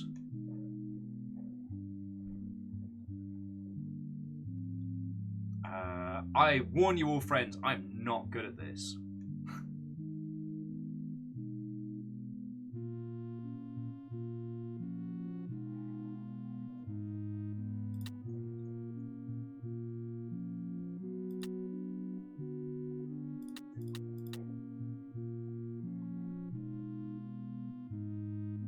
Oh, there was a manual and a tutorial. Alright. Oh, there we go. So, view tutorial. Hark, brave adventurer! This is a game you must logic and dungeons and shit. The number next to each wall indicates how many walls it contains. Every time an empty space on the map is part of either a treasure room or a hallway. Right-click to mark empty spaces. The treasure rooms are always 3x3, with a single entrance and a single chest. The chest can be in any of the spaces. Every monster is a dead end. Every dead end contains a monster. Ooh, science. All empty spaces connect to a single cavernous big word shape. Diagonal spaces are never considered to be adjacent. Hallways are always 1 space wide. Outside of treasure rooms, there will never be a 2x2 block of empty spaces. Place all the walls correctly to solve the puzzles and more. Love it. 1, 2, 3, 4, 5, 6, 7. 1, 2, 3, 4, 5, 6, 7. Alright. But I think I'm getting it. I watched Solon playing the Picross dating... What is like Super Puzzle Makeout League, I believe was the one. Volcanor says this game took a long time to figure out. Alright, well, we'll set like 15 minutes on the clock. If this kicks my ass, and if it's not fun to watch, we'll move on to the next one. Like, not everything that is great to play is fun to watch. You all know that.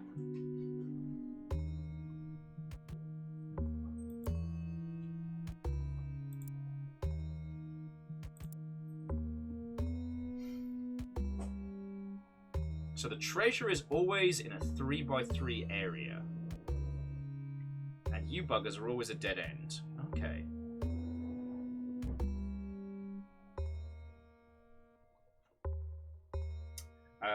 Wait. Barry worked on Super Pixel Puzzle Makeout League. Huh, I didn't know that. Zadok says, love me some Dungeons and Diagrams. All the fun of a whimsical journey through a dungeon with all the functionality of Excel.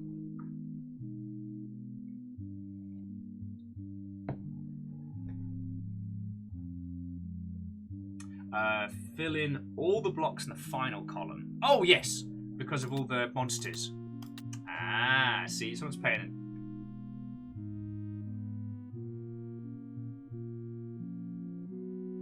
Yeah, and Fred, back then, like, online Minesweeper, holy crud. I still remember the fact that, like, 3.1 came with Minesweeper out of the box, and that blew me away.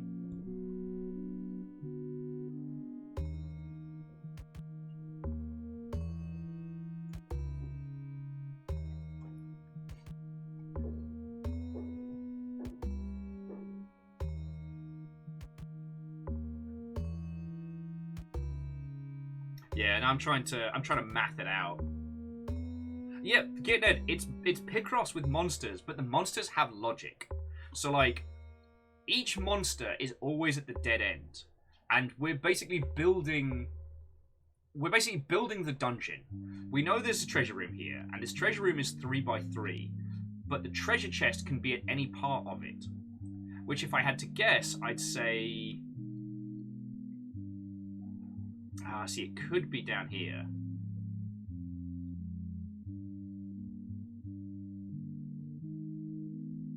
So yeah, this is where it becomes an interesting little challenge.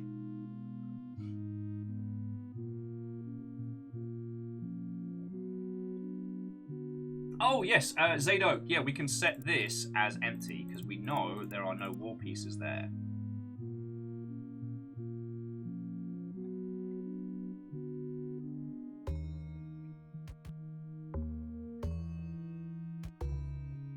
Now, there's only one brick here, but we know that this little guy is going to end up being a dead end, so... Decisions. God. Oh, we didn't have a PC proper growing up. Some neighbors had a Windows 3.1 machine, and I would obsess over it. So that we did like a side-by-side playthrough of Indiana Jones and The Fate of Atlantis, and I got to play a couple of other like long-form point-and-clicks. Okay, so Jolt Jab, Watto and welcome. The rules are this is. What do you call it when you walk into a coffee shop and feel like you've been there before? Deja brew. Favor 6, thank you for the 200. And yes, absolute deja brew. So Joel Jab, here are the rules. It's Picross, as you know. Each of these monsters is a dead end in a dungeon, and each block of treasure is inside a 3x3 room. And so it's up to us to map out the dungeon with all these little gems proving the entryways and whatnot. Alright, so we know that's going to be open, because you have to be able to get into the room with the treasure. But the treasure isn't guaranteed to be in the center of the room. So it could be that it's these three, it could be, these 9, it could be it's these 9, or it could be these 9 in the middle. We don't know.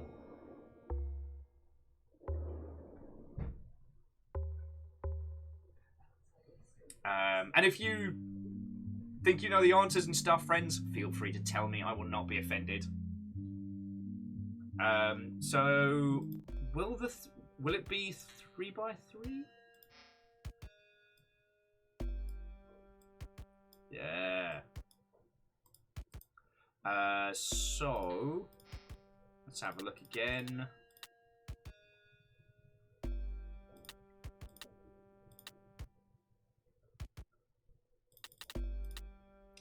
Treasure rooms are always 3x3 with a single entrance and a single chest. So the chest can be in any of these.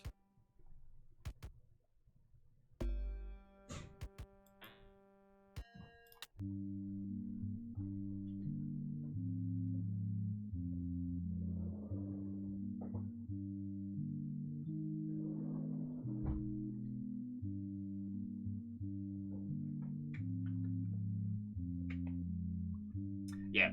Also, Jolt Jab, how are you doing, friend? Friends, to those of you who don't know, so Jolt Jab is a lovely friendo and also a game dev Joel Jab, absolutely feel free to plug the hot heck out of your game.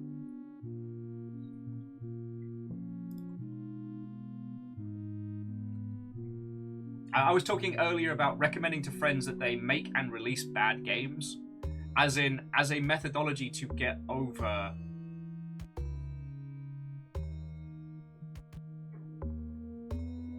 Oh yeah, that's a good point, Dustin. These two definitely have to.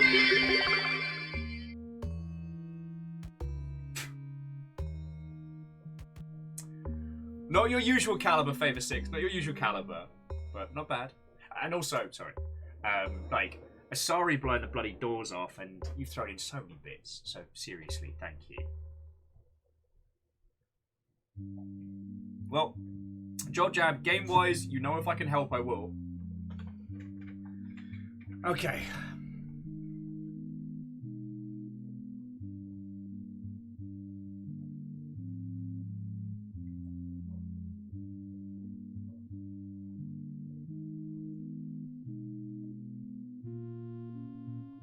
Okay, so Volcanor thinks the split in the 7 row is in the wrong place.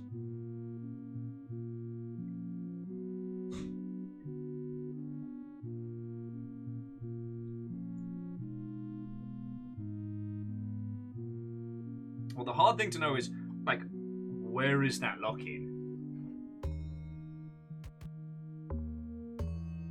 And yes, Quasi, the outside does count towards the puzzle room. Sorry, towards the treasure room.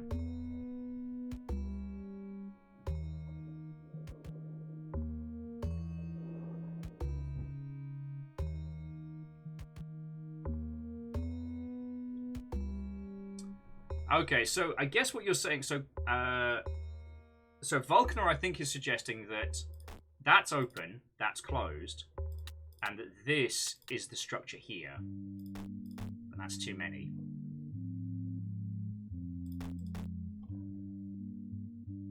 Oh, Joel Jab, the rule with monsters are always at a dead end. So there's a rock at either... So there's something either there or there.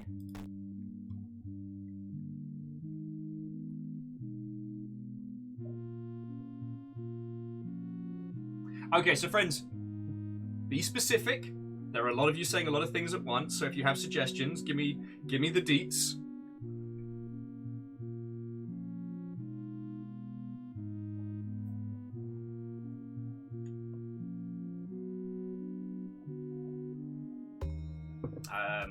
Wolfgrad said, so you cannot lock the monsters. The final 3 columns will be the same. Okay, yeah, I see what you're saying.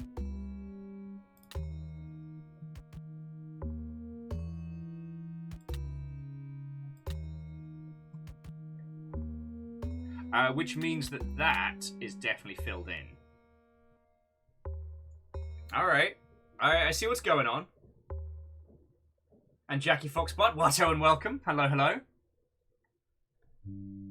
Oh, and I hope this goes without saying, friends, but we're, just like with all these games, we're playing this together. If you know the solution, if you want to tell me what it is, bloody go for it. You know? I do like the fact that we have to play this for 15 minutes before we're allowed to download another game.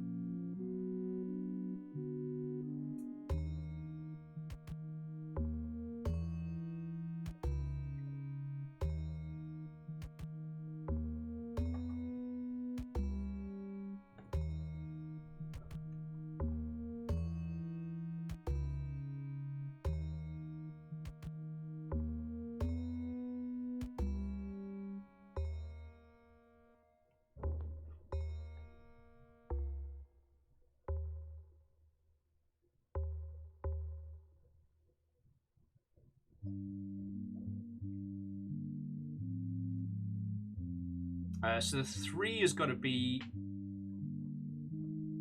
down and under the goblin dude. So like that.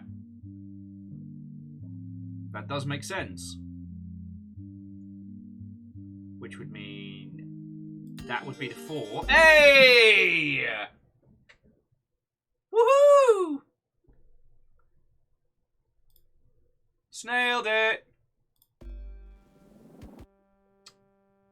Feels good. Alright, one more. Fuck!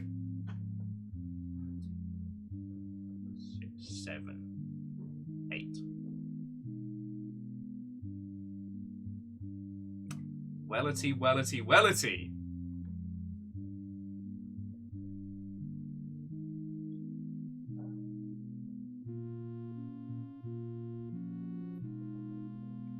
Yeah, J-Post, like I said, last Call BBS, and this is... Oh, every spot in the bottom row. Thank you. Which nails that one quite nicely. Which means that this is a corridor for us.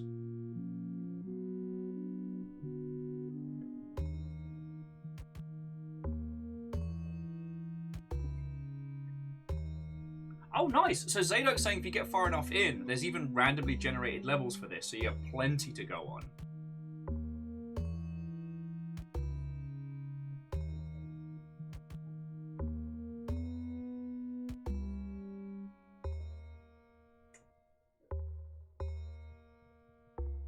Right, well, so we know the scap in front of the Goblin has to be free. And this little mother... I mean, it could be...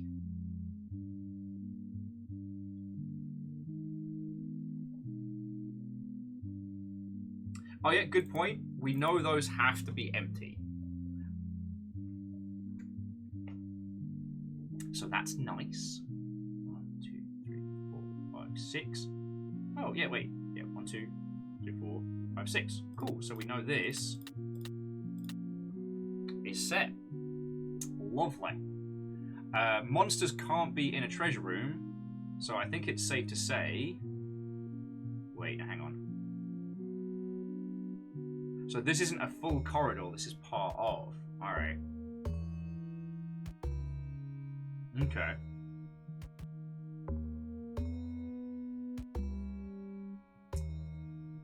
Quasi was saying, dead end means monsters have to have blocks on both sides of them. Possibly. Okay, no, so yeah. There has to be a way in. So there's a block between the treasure and the monster. So that's nailed it. 3 middle blocks have to be filled in the 5 column.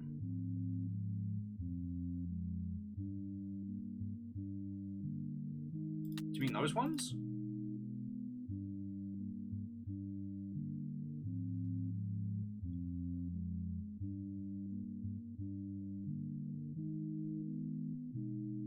So it would mean that that could be the entrance there.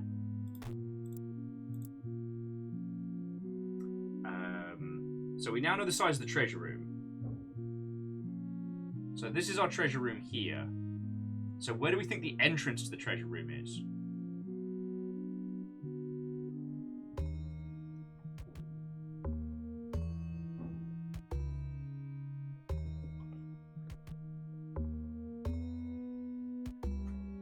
Sorry, friends, I should be narrating everybody's suggestions, but I'm finding this fascinating.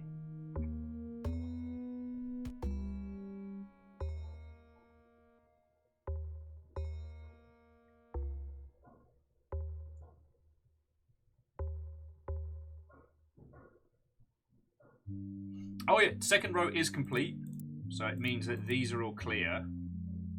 So that does mean that that guy's like that.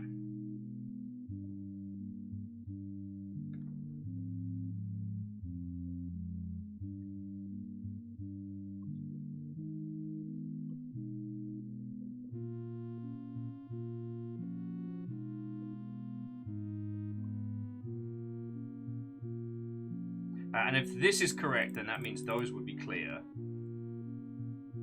But then so would these? No, that feels weird.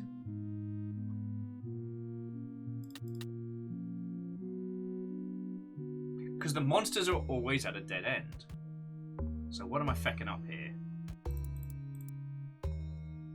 But yeah, so you're right. That would definitely be that one. No, I fecked up something here. Oh, Zadok, thank you. The other thing that I forgot to mention to your lovely selves is that that Firestraker had taken exception. Holy crud. After Asari doing some serious damage to Jarl Infinitus, Firestraker went, this will not stand. Feckin' yo, thank you. We're doing dungeon-themed Picross puzzles. How are you?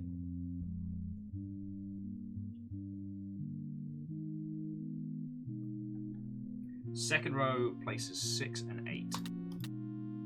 Okay. Sorry, you know what? I forgot about that line there, which would mean same thing here, right? Yeah.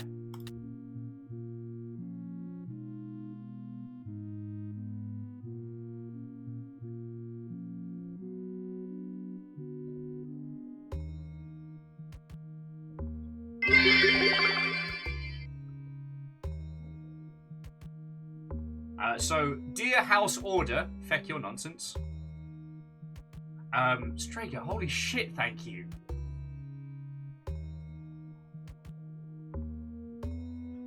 Holy crud. The 5 column is bad. Okay, well we can undo that. We can undo that. Feckin' yo! What is happening? Wolfcrad, I'm so sorry. Apparently, your house order work has been... Everyone's taken exception with it today.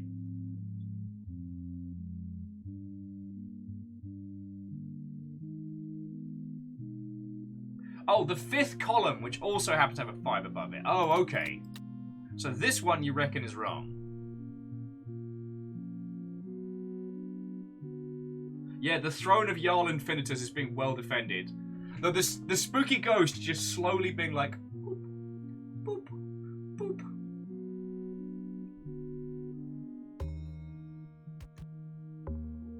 I can't even see the number.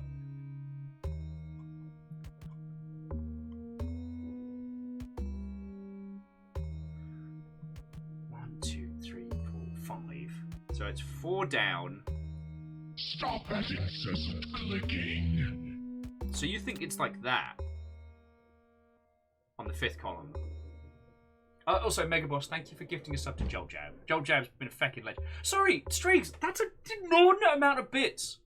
It is too warm for this. Not louder.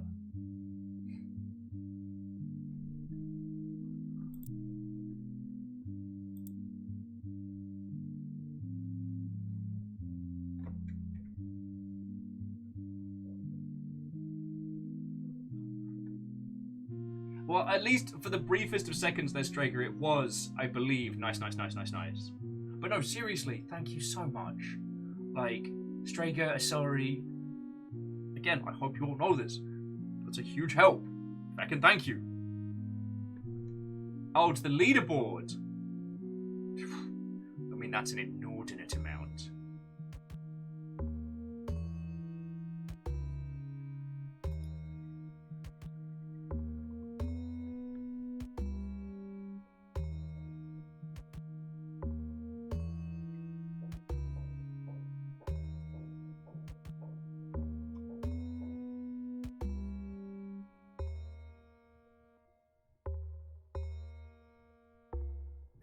So Zadok, I think.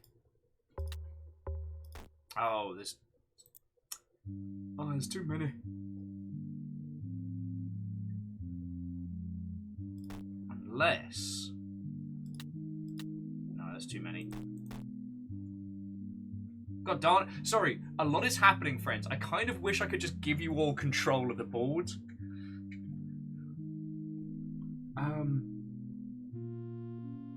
Column on the right. If everything's correct, there's only one place the block could go, which is there.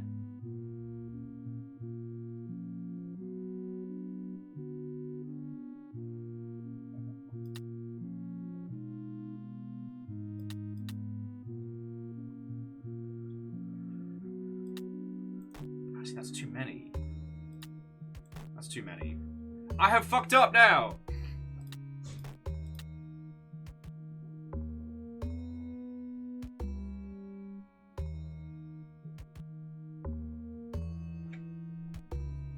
Squiggly corridors are a friend. Okay.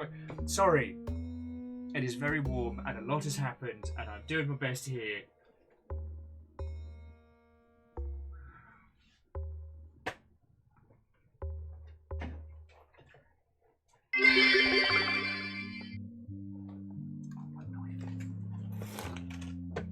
I'm trying to make sure you don't die. Jeez.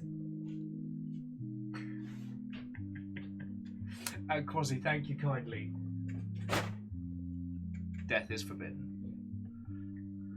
Okay. Row 4, column fly. 1, 2, 3, 4. 1, 2, 3, 4, 5.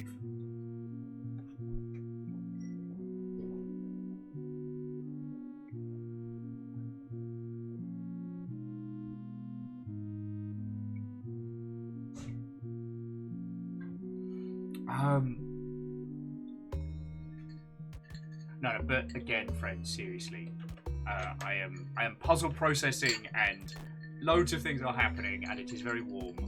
But you lot throw in so much to keep us going, and I do not say enough thank yous for that.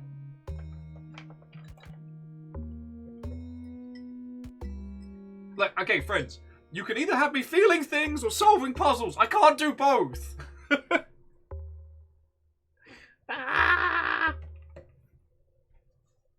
You any good at Picross?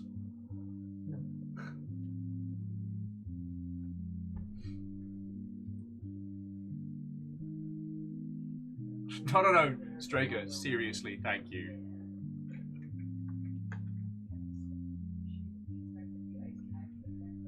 Oh, fucking yo. Sorry, but seriously, just thank you.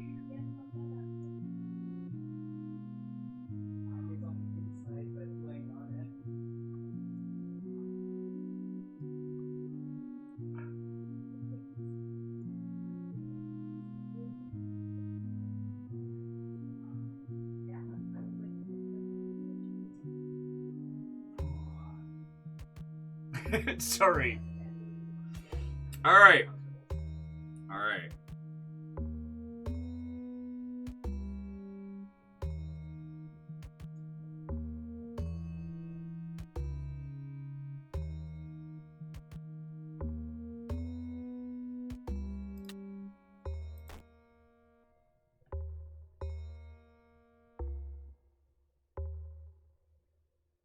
Okay, so it's not Picross, but with Picross-like tendencies.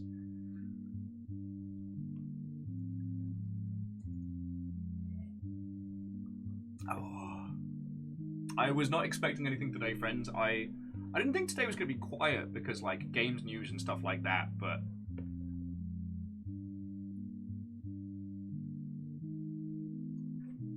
Horizontal 4. Vertical 5. 1, 2, 3, 4. 1, 2, 3, 4, 5.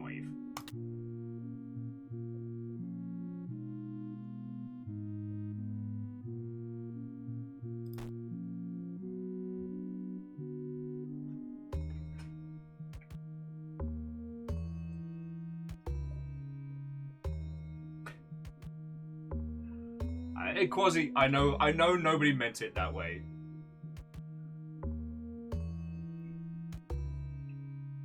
It's just that kind of I can only do so much at once.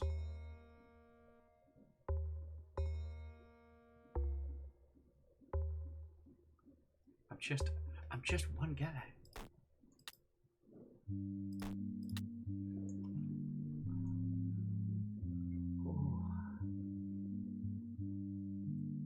And Lizzie, a good afternoon to you. Watto and welcome.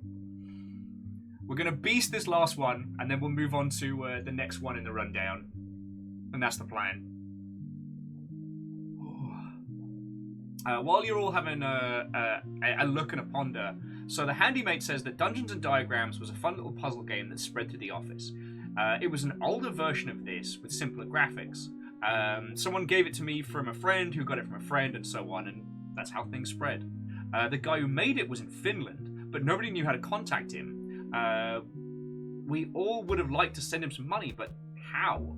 Eventually, I was able to make contact by going through a connection in the Somiyama Nordic office. Such a small world back then.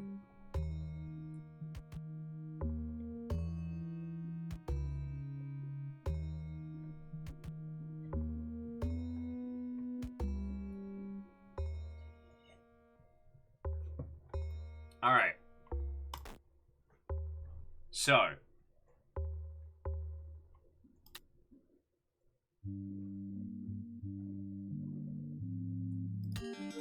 There we go. I just had to focus my brain on not feeling things for just a second. Wonderful, wonderful. So thank you, Dungeons and Diagrams. So let's go back to the big old downloads. Also, like, how much? Oh, so we've still got 500 kilobytes of memory. Should be fine. We'll see what's next on our little setup.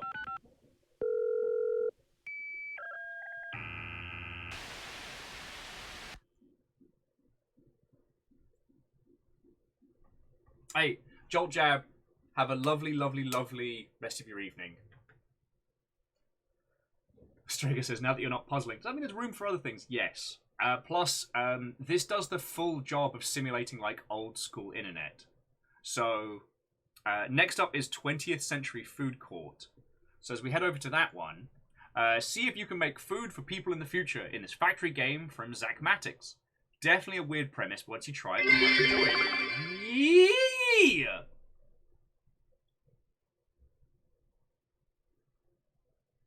Fuck!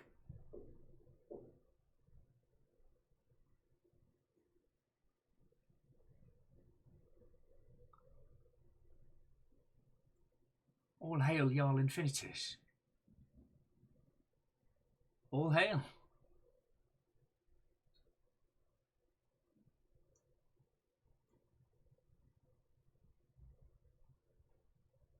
Fuck.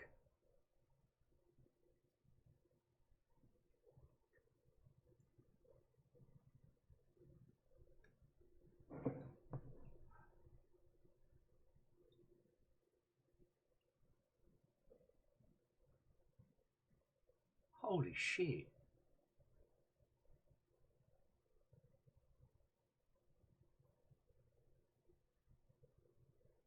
Also, somehow you've got one of the bits just bouncing infinitely. I do not know how you have achieved this. The corgi doesn't stop bouncing. Fucking hell!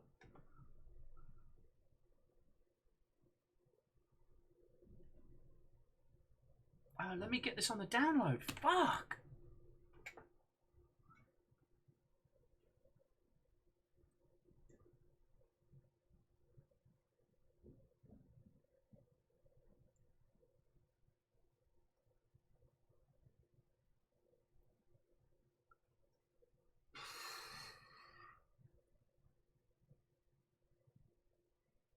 I don't know what to say.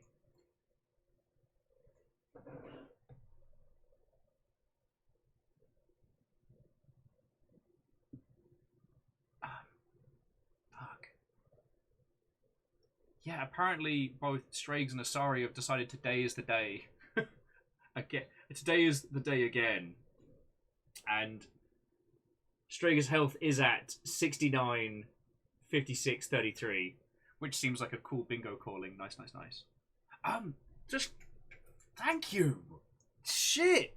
I don't know what is the matter. Those weren't words. Those were not words. Those were noises. Wolfcrad trying to settle the infinitely bouncing heart. No, they're all just having a little bounce in there. Now the corgis are at it.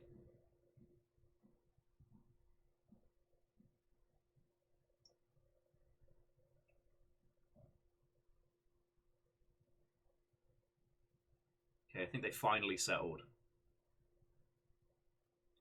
Sorry, I was mesmerized by that.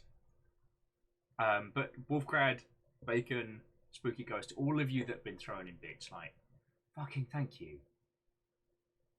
God, everything happened so much.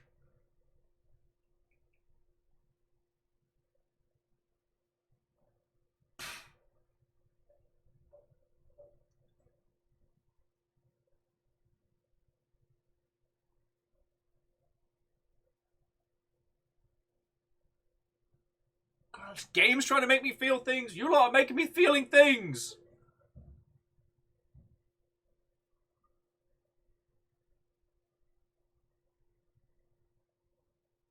Fucking Joe.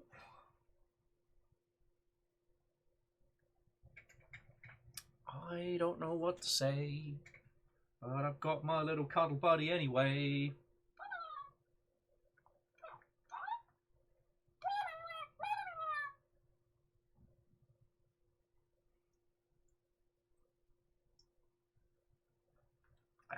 Ket, how's it going? Everything happens. This game is brilliant, and if you were of the old internet, it will make you feel things. I know you are. I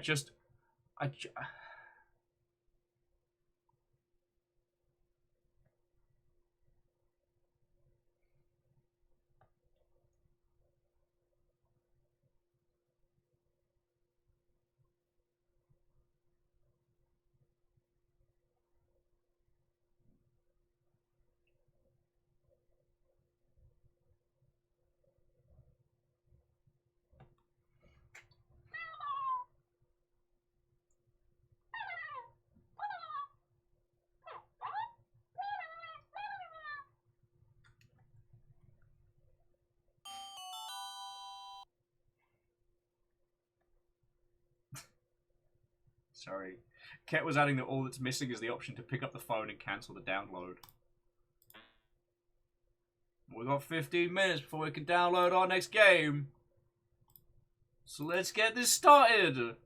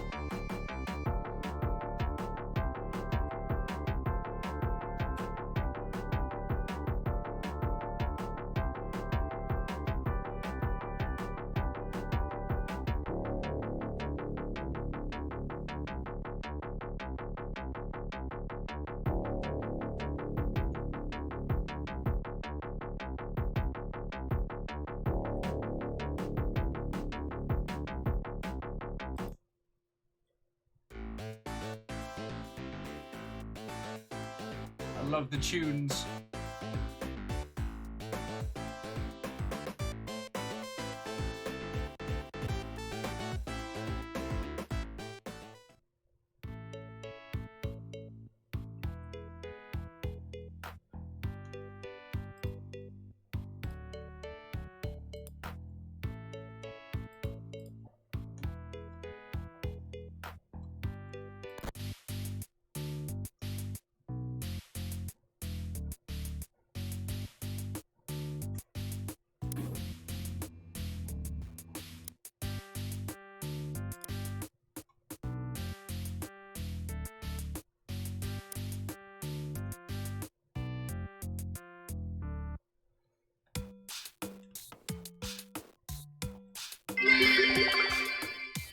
In the words of the wise Lord Richard of Astley, never shall I give thee up, never shall I let thee down, never shall I run about, and desert thee. Never shall I make thee weep, never shall I leave in thy sleep, never shall I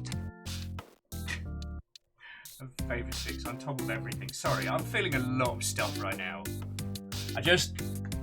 All of you, thank you. I didn't think today would be a very feelsy day, and yet here we are. So thank you. Just thank you. I don't know what to say.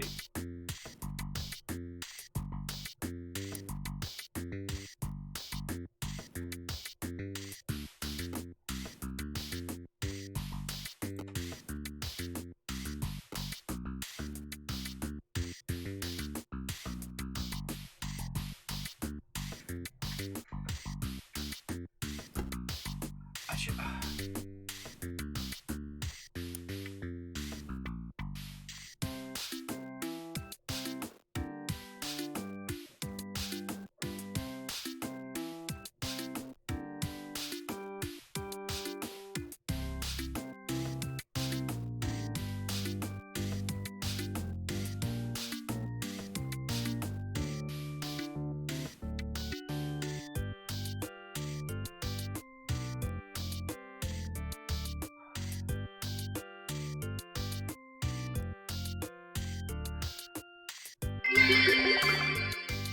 Why did the hipster burn their tongue? They drank their coffee before it was cool.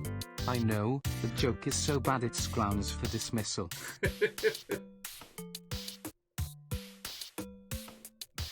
Puns, how are you doing?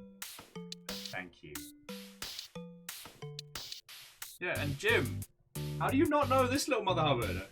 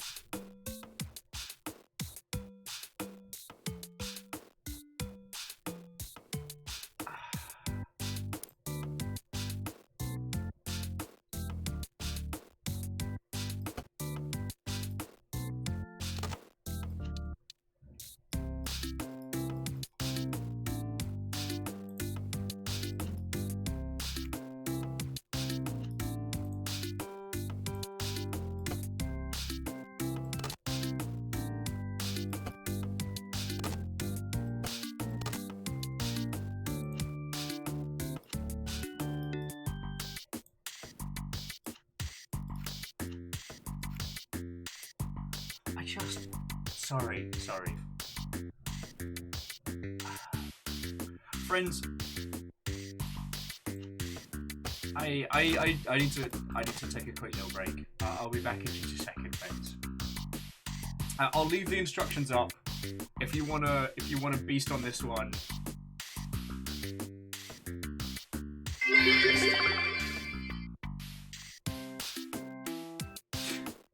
Jim, thank you for the bits. Thank you all. I'm sorry, friends. I am overheated, overwhelmed, in a good way, but fuck.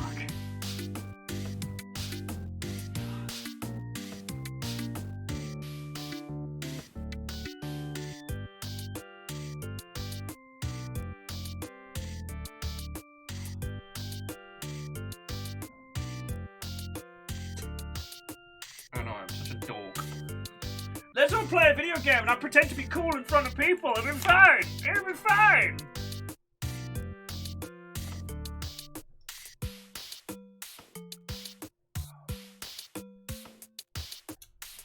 Friends, I'll be back in just a second. I'm just gonna go put my head under the tap.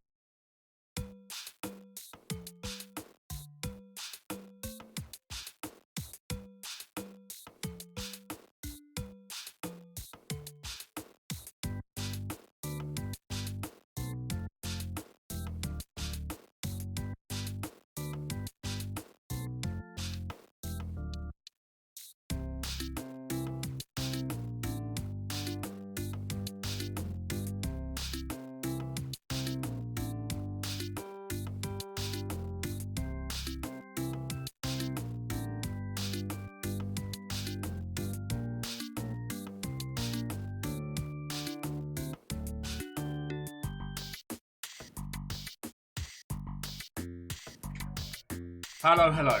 Friends, thank you all for waiting. How are you doing? How's it going? My composure has returned. Hello. All of you, thank you. Yeah, I got it. I got the pepperoni roll. It's happening.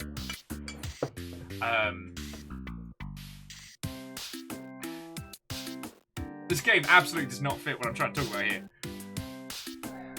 The amount that you lot put in to keep our little household going, to keep this stream afloat, to keep me doing this, sitting in this chair, is ridiculous. And I will never be able to say enough thank yous. And with packs happening and everything going on at 1,000,000 miles an hour, and it's like everything just keeps hurtling forward faster and faster and faster, and it's a lot. And you lot are like, nah, don't worry about it. We're gonna surprise you. You're never gonna know. You're never gonna see it coming. Thank you. Just thank you. So, who wants to make some nacho cheese? Yeah. Life is extremely fast. This person wants cheese. Well. Boof.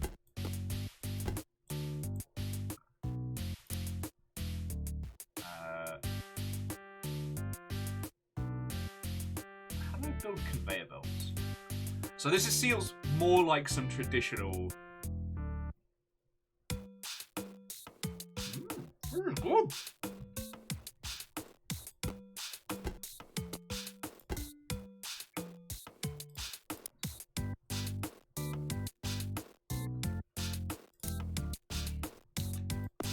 Ah, there we go.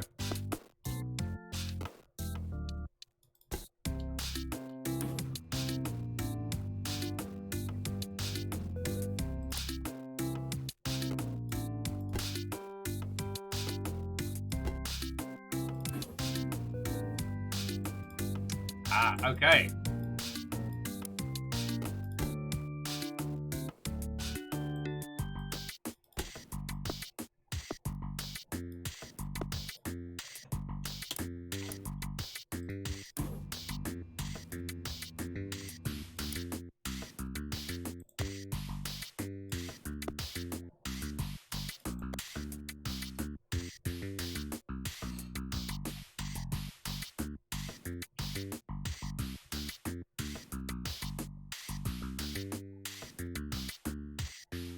Moose! Wahoo and welcome. Sorry, I'm processing feelings by eating a pepperoni roll and trying to solve this nacho problem.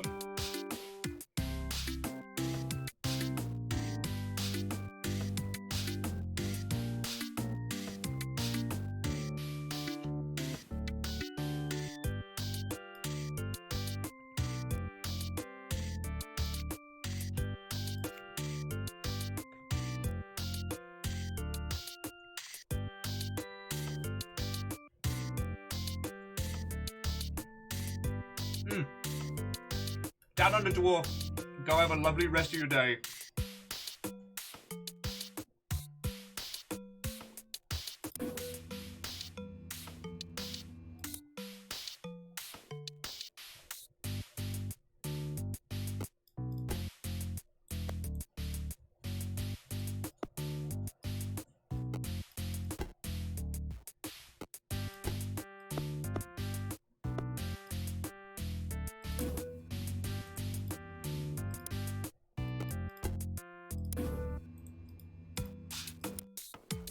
Yarr.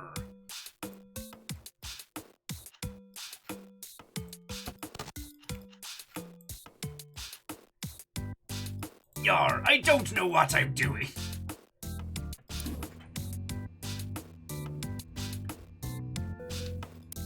Okay. This really is like all of the Zachtronic stuff all at once. So in theory...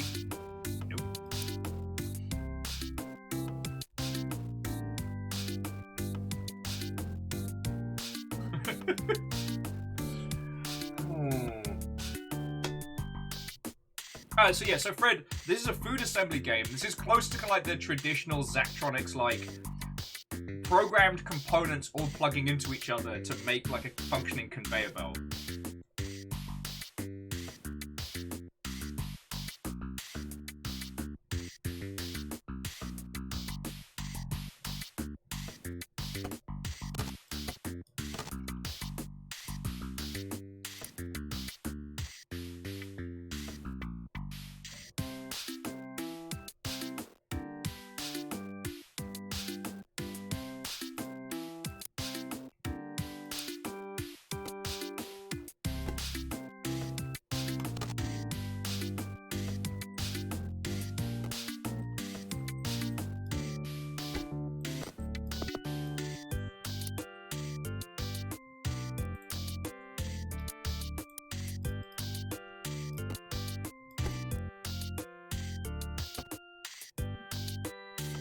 Yar, I don't know what I'm doing again.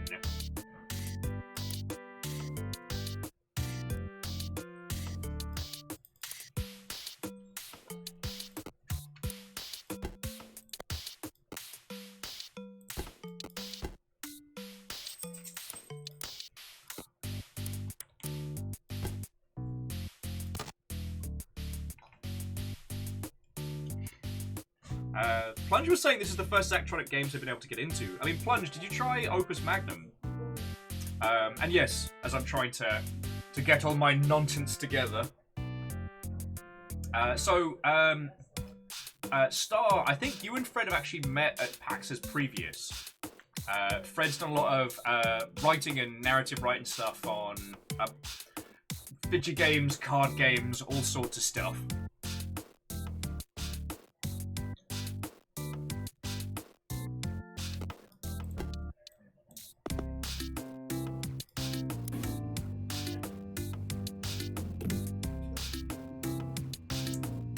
Go.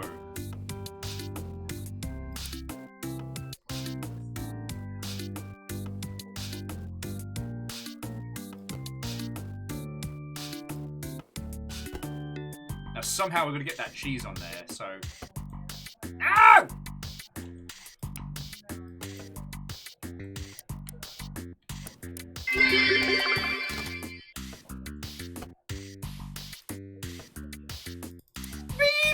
Alright. Fucking yo!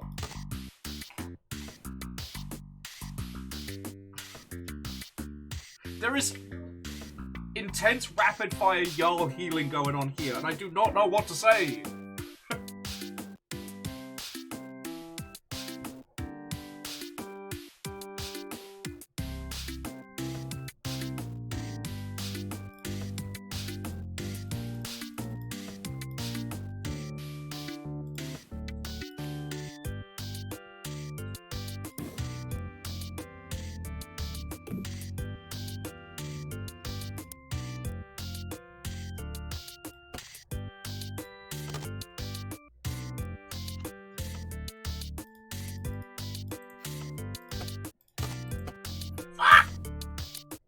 I keep deleting the thing! Ah!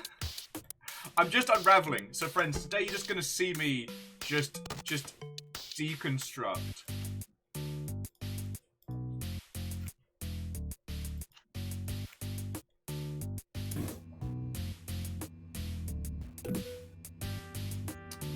Okay. So then how do we get it to wait a second?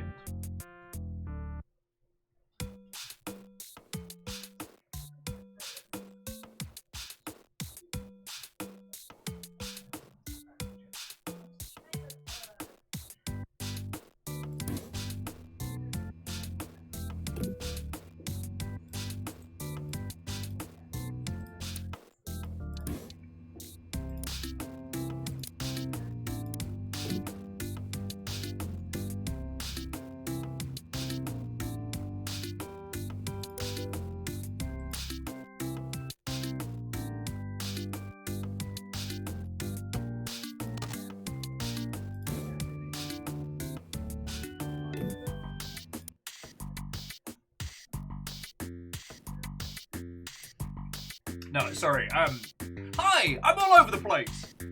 To Fire Striker again, like, holy crud. I am beyond words from this month. Thank you. Here I am trying to make space-age nachos and cheese whilst unraveling live on twitch.tv. I forgot to tweet! I didn't even tweet to people!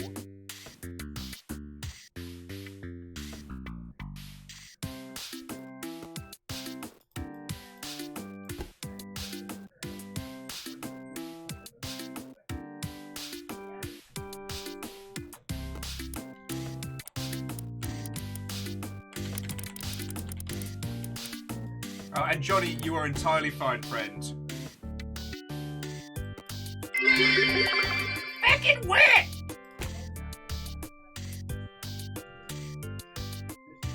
Jarl Infinitus Firestrager has declared war on House Order. House Order, you are under siege.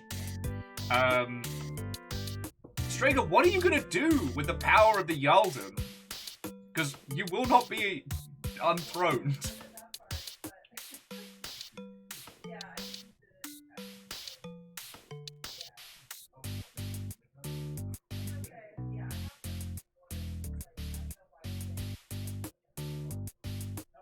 No, it's a Wolfgrad, it's entirely fine. It was a valiant battle.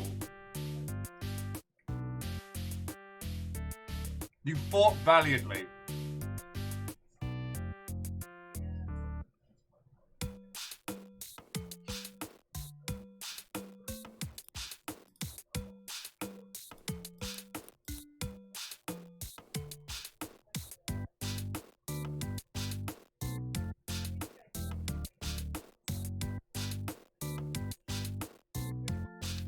Friends, I might have to admit defeat on this puzzle, because I can't think straight.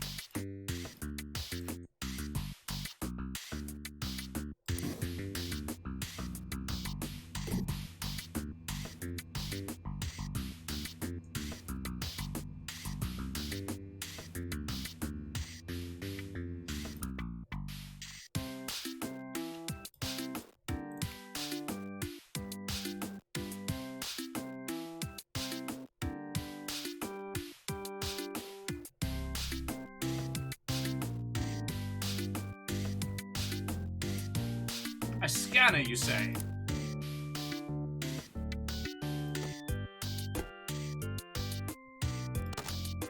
Okay. Oh, so we can scan with the cheese.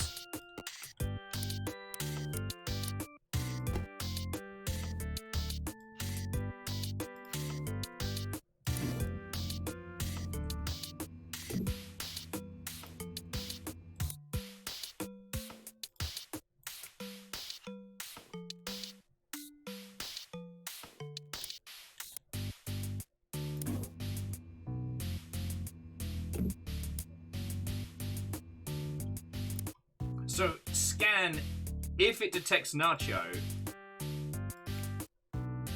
present cheese.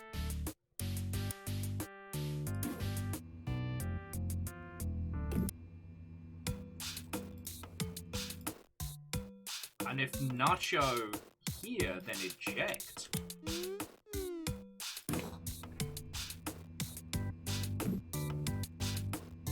Wait, stack to eject? Everything gets cheese. Let's try it. Like, if stack, then eject. Yay! Aww.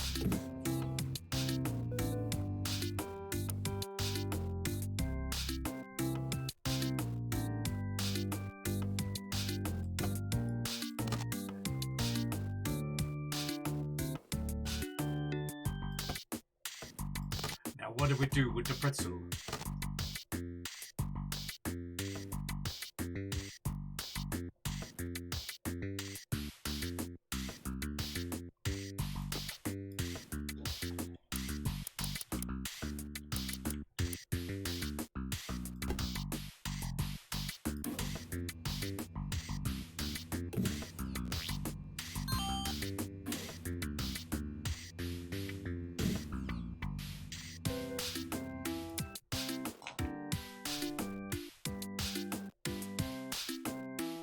Okay, sorry, so this is combining all the Zachtronic stuff that I... Hang on. The tune was getting a bit much. So this is combining all the Zachtronic stuff that I feckin' love at once, and I will admit that I'm feeling a lot of things simultaneously, and I'm going to have to say a lot of thank yous at the end of today. That's gonna be a thing. But, so we know the start. If start, then pretzel. If nacho, then nacho. So this should... There we go.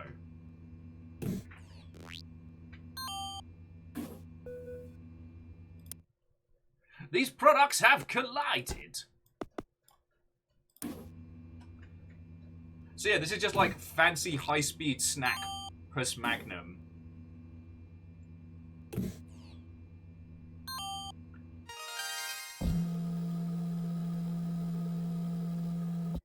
Yay!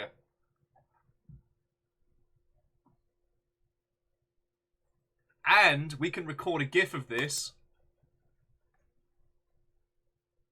So you can be darn sure I'm going to be playing a lot of this later. GIF saved to desktop. Let's have a quick look. Nope. Okay, doesn't want to show me. All right, we'll have a look later. Turn to the food court.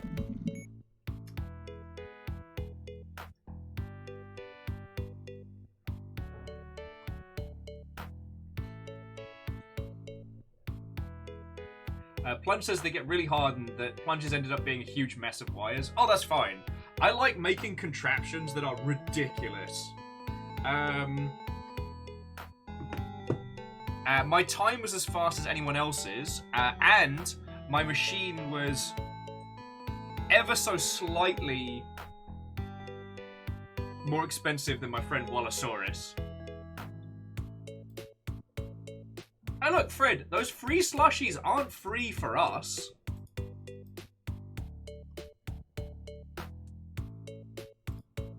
But no, friends, I'm just very overwhelmed right now when thank you. So the Handymate says that the 20th Century Food Court, I had to include a little game from Zachmatics into this collection. They were the odd ducks in a whole lake full of odd ducks. In those early days, there wasn't much common wisdom about what computer games should be, so you saw all kind of approaches that would seem bizarre today. Imagine a whole studio dedicated to making games where you basically had to computer program to beat them. Quite the niche, huh? Wow, Zach, I didn't realize we were going to be breaking the fourth wall today. They were based in Harrogate, the UK, and I met the founder Zachary McGinn once at a Somiana event. Okay. So let's get the Hot Pocket experience. All right, so there's the pocket.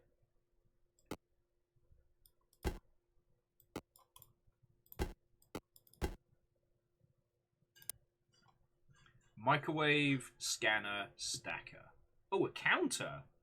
Continue modifies internal counter by pre-programmed amounts. All right, so what do we need to do? We just... Pocket goes in, microwave, eject when cook, stack on tray. Psh. Piece of cake, cup of tea, fish and chips, England. Alright, so we need a microwave. Put that over there. And a stacker. Put that over there.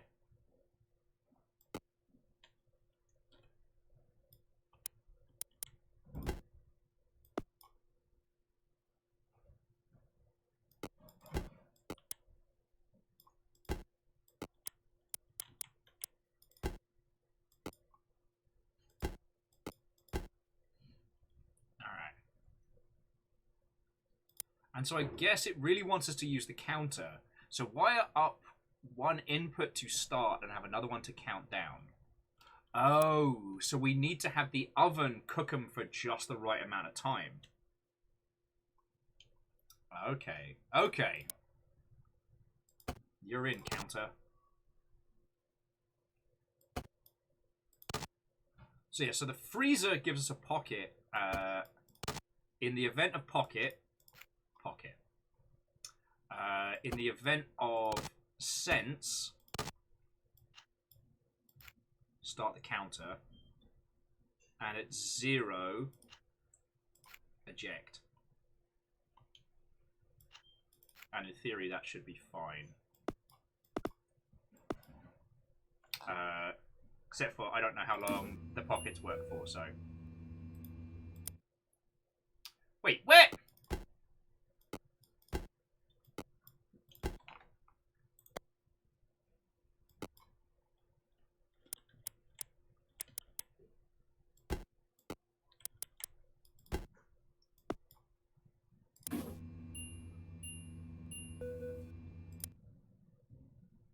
So the tray has to go first. Joik.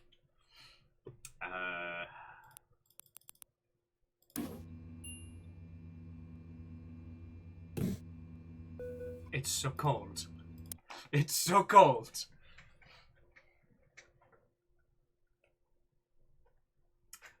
The oven needs to be reset each time. Lame. I just want to put a hot pocket in the microwave.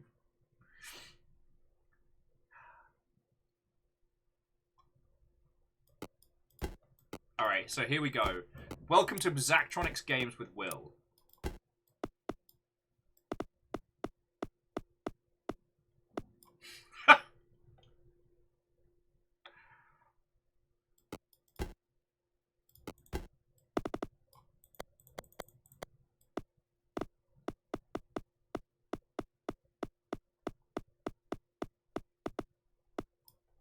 There we go.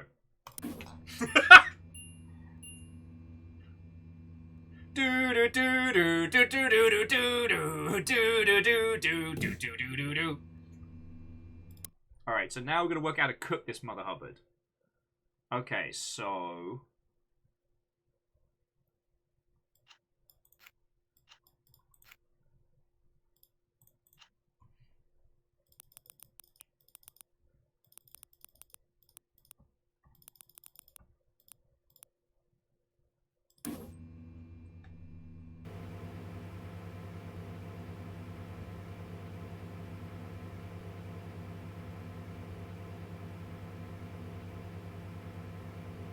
Okay, I don't want to alarm anybody, but your Hot Pocket is probably done. Okay.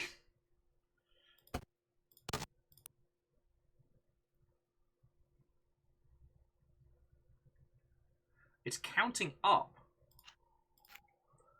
Let's try that.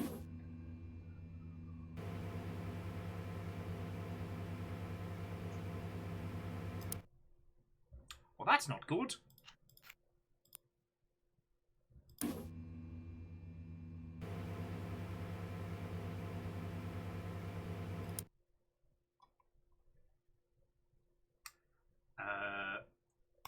So that needs to be -1. I think it only needs 4 seconds in there. And at 0, we eject. Nope.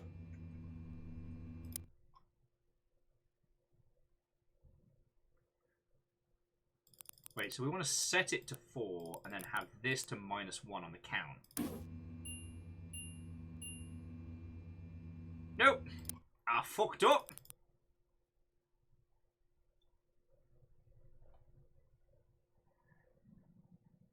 Oh, okay, so the scanner sets the timer. Alright.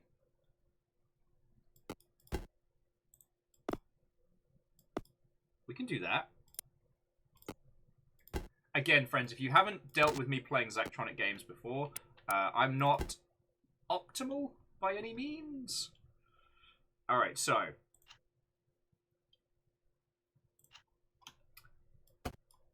So scanner needs to be all like, yo.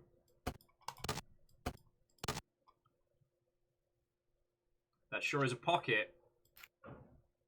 So that sets it to 4. And that will count it down. And at 0, we eject. Let's see if that does the job. Nope. It did not scan.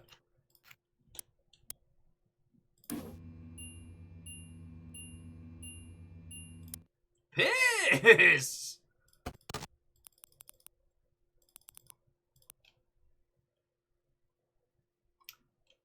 Oh, it scans the tray?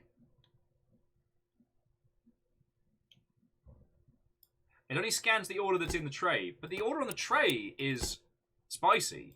That is actually cooked.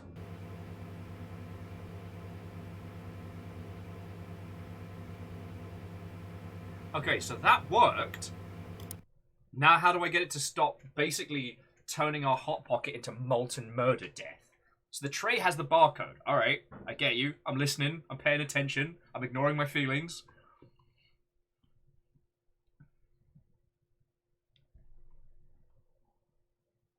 Extremely hot spaghetti, but yes.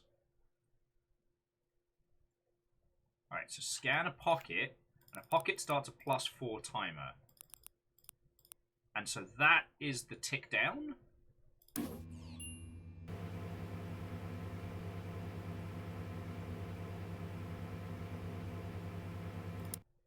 Oh, wait. So when the oven senses it, that's when we need to start ticking down. Perfect. Do do do do do do do do do do do do do do do do do. Hot Pocket away on a little adventure.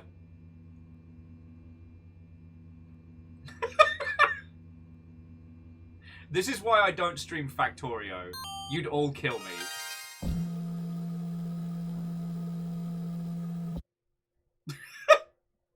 Hang on, I'm definitely going to record a gif of that. Just to give it some context, friends. Every other person managed to complete this challenge in like 8 steps. Hang on, let me get the official numbers on this one.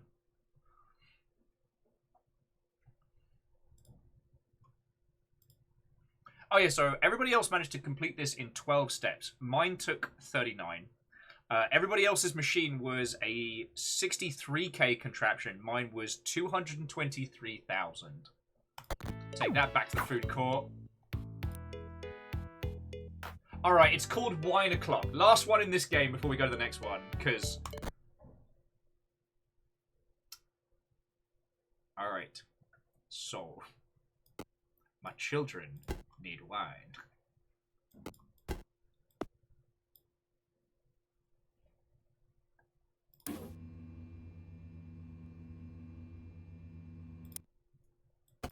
So, okay, so this is fascinating. So, at start, we want a glass to appear, because we want the booze!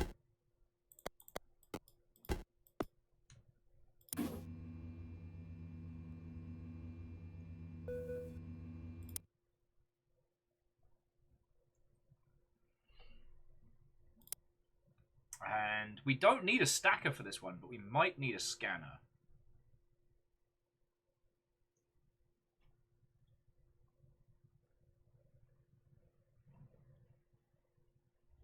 Yeah, I will get you a Hot Pocket. Please don't ask the price.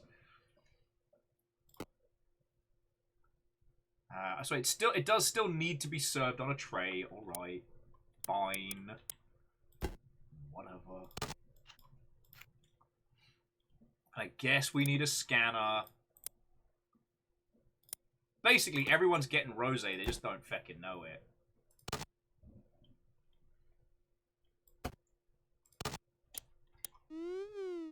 Oh, shush you.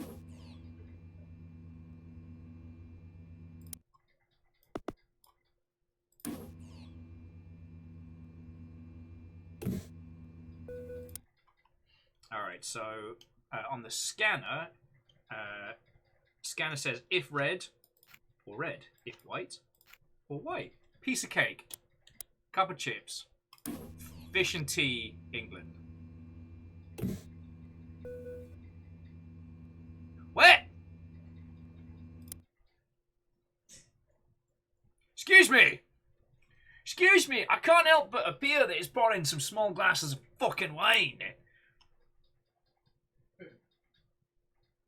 What bullshit is this?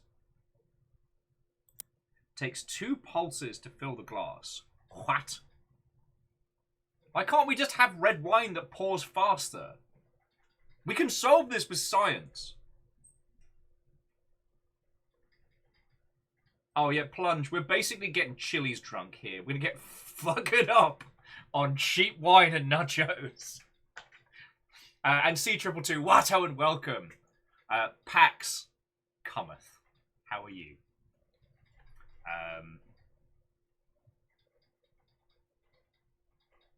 Aeration. Psh.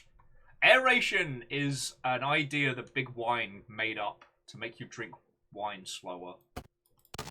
I don't know what I'm saying. Yeah, see? And then we just get sparkling red wine, which is clearly what everybody wants.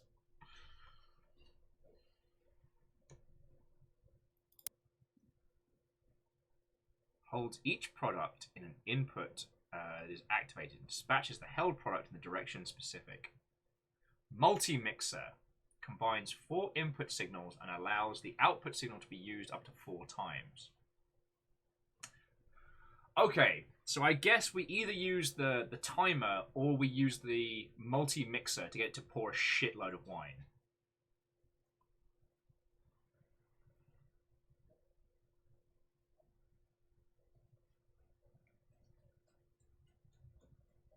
Dustin says, can the conveyor belts loop? Yo, can we just pop it through the wine-o-matic a couple more times? Hey, Will, how come nobody wants to drink with you anymore? Yeah, I said some stuff about some wine. Yeah, Robin, the turbo squirt. That's how we get it done. Double tap that wine. Carbonate that wine at speed. This is an entire machine that is sold by Box Wine. I'm just saying. Just saying. Oh. Felix. So C222, this is Last Call BBS. This is Zachtronics' Swansong, and it is so much more beautiful and heartfelt than I was expecting. You've basically been given an old fictional computer, and it's your job to go through it, download these games, play them, and see how they feel. Also, friends, through all the feels, I did notice that there were some phone numbers that we could dial up at the intro to this game, so I'm going to try that after this.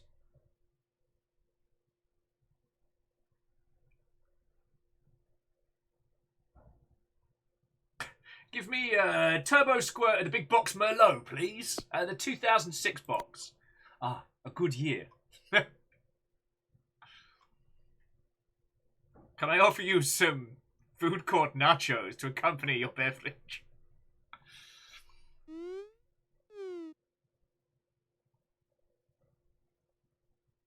Well, I mean, Vanderbeest, we'd obviously have like a brand deal with the gnomes.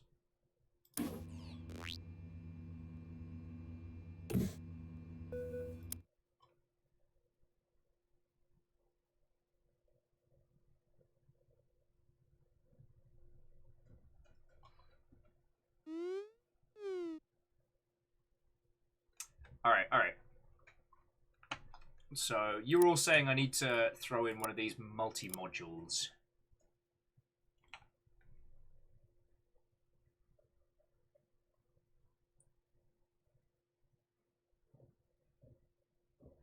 In the words of the Dalai Lama, Yar, I don't know what I'm doing.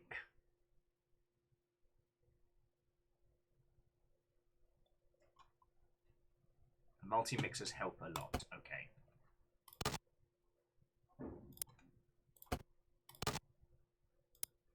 Might as well just stack them all in there. We can get rid of them later.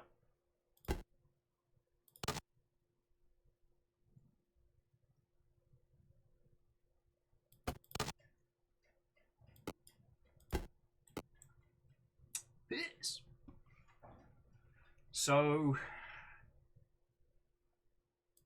how does this work exactly? So we bring in...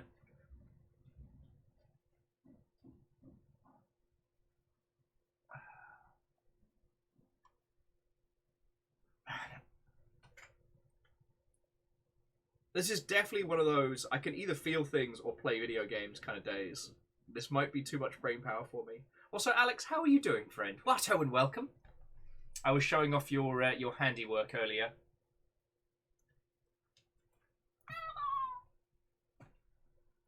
Okay, showing off might be a bit strong. I was feeling things. You know what, friends? I'm going to admit defeat on this one.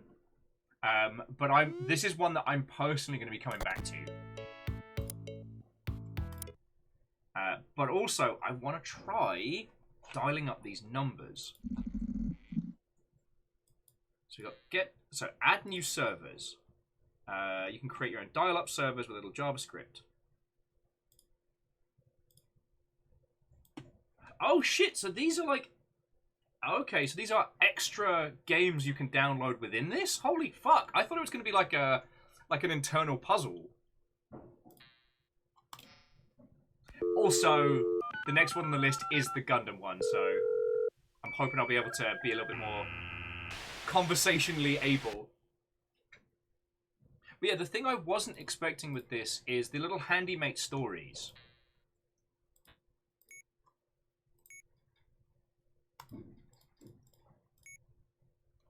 And the story it's telling is feckin' fascinating.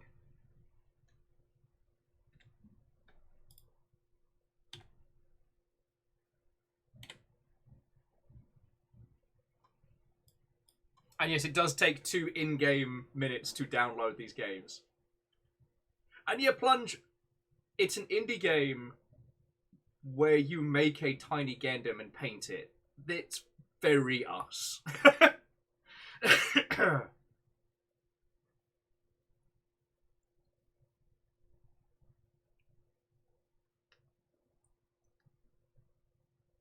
And Robin, I am aware that you can choose whatever order you play in these.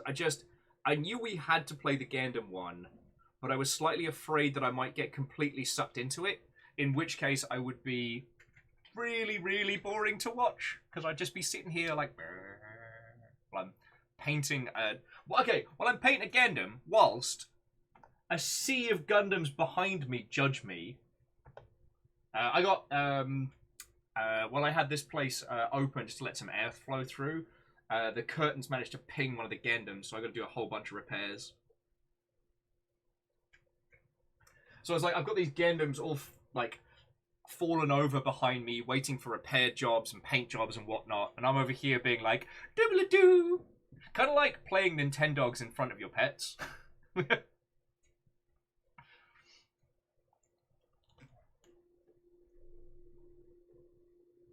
Dustin says that speedrunning this game is going to be a blast and a half. That would be fascinating.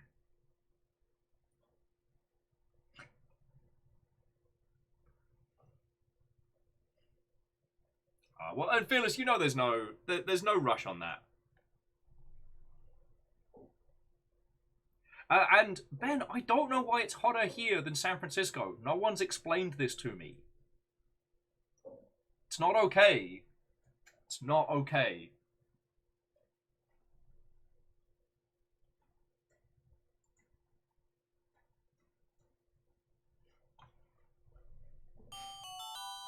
Woohoo!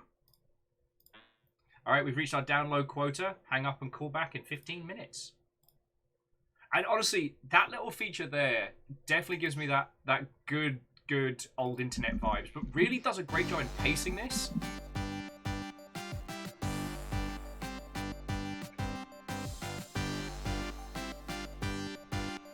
Okay, one of my co-workers used to enjoy this robot cartoon called Steed Force, which he first saw on TV growing up in Brazil. Later he had the idea that it'd be fun to build some of the models for his son, but importing the kits from Japan was impossible unless you were willing to pay crazy amounts of money to have someone there ship them to you. This was before you could just order what you wanted on a computer. So instead he made something better. A complete model building simulator based on the show.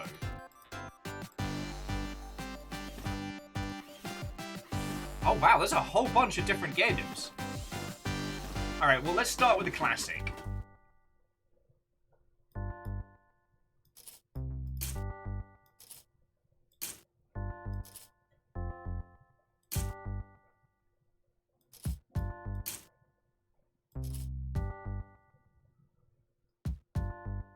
Okay.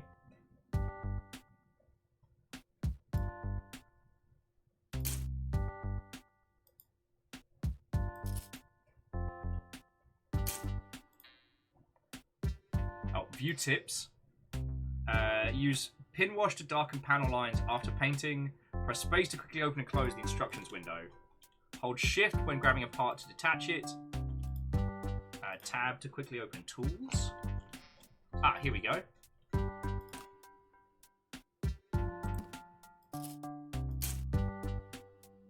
God, we don't even have to worry about nubs. This is great. Alright, well, let's put the obvious pieces together.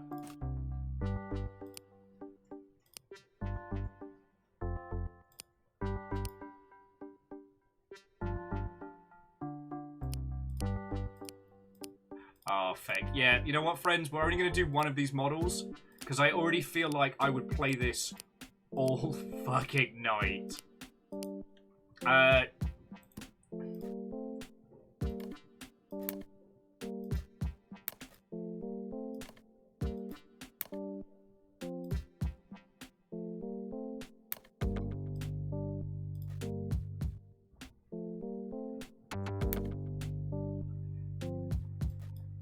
Yep, I would play the absolute hot shit out of this.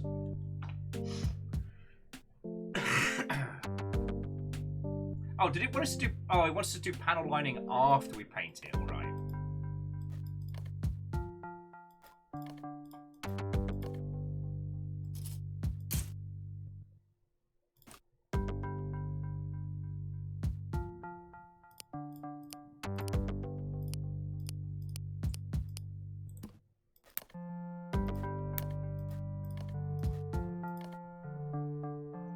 Yup. Snip, snip, hooray. God, that would be a great subtitle for this. Alex was saying, is anyone thinking of picking Model Builder? Now, isn't that one more around, like tiny figures and, like, waifu action figures and stuff like that?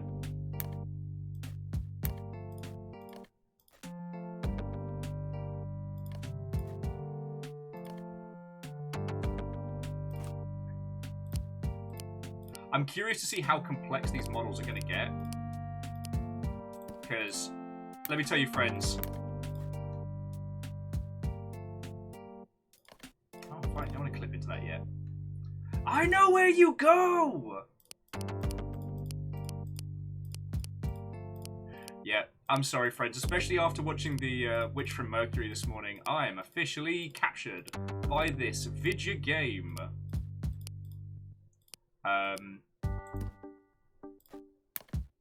It's honestly, friends, at this point, it's better if you just remember me as I was.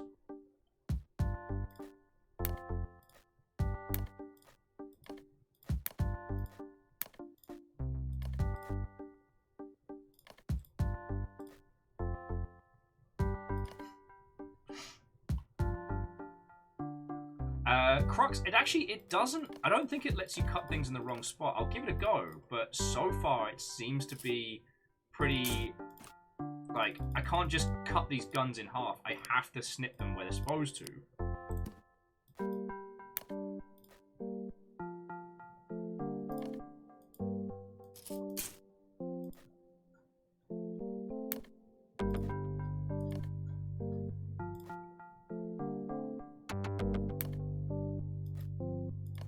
Yeah, so it doesn't let me fuck it up. Okay, sorry, I'm being terribly rude. So Sea Witch, Rakami, Watto and welcome. The stream is going lovely. I had a bit of a feels cascade earlier combined with the stupid heat we're dealing with here in Seattle. But everyone's been incredibly lovely. We're playing Zachtronic's Last Call BBS, which is a wonderful journey through classic dial-up internet nostalgia. This game in its entirety is about rediscovering that lost part of the internet.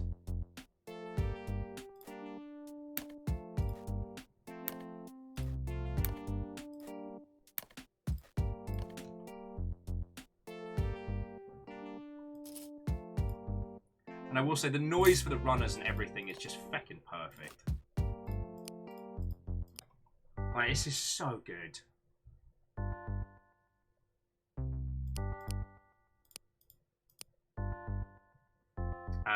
So yeah, so Alex, I mean, I saw Model Build simulator kind of pop across my screen, but I wasn't quite sure where they were going with it, like video gamery wise. I'm definitely intrigued by it. Although the irony that one of the big driving forces behind like doing more like Gundam models and stuff like that, hobby wise, has definitely been to try and help me not always be doing things that are internet-based.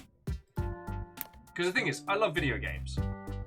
I spend my entire day on the computer.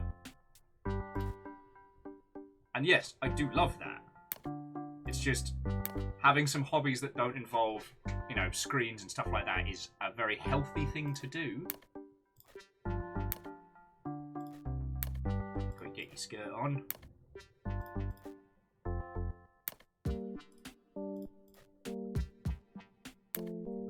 Heck me sideways, this game knows exactly what it's about. Now, can we start?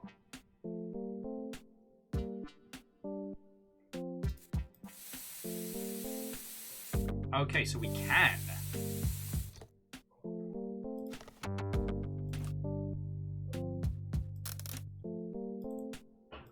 Yo.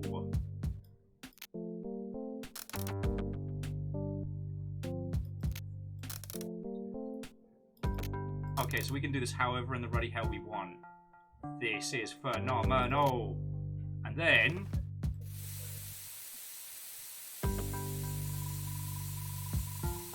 oh, you better believe, friends, I'm going to have some fun with this.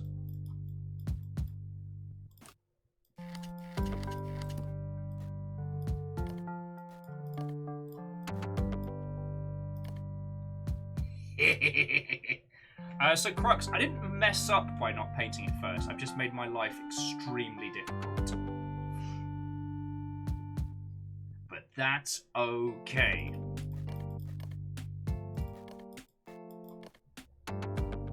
I've done more with less. Plus, this seems pretty content to let me do some loopy banana stuff with it. But yeah, I definitely would have made my life easier to stop painting this before putting it together. But, you know, live and learn. Live and learn! Oh, and then we get to... yeah, panel line the whole ruddy thing. Shit, this is good. Unfortunately, this doesn't allow us to disassemble. So...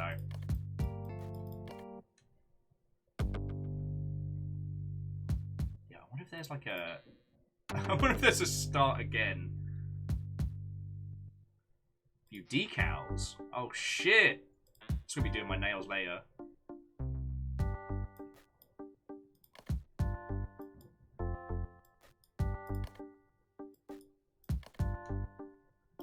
Alright, well, the good news, mate, is that you're gonna have a fancy as shit shield.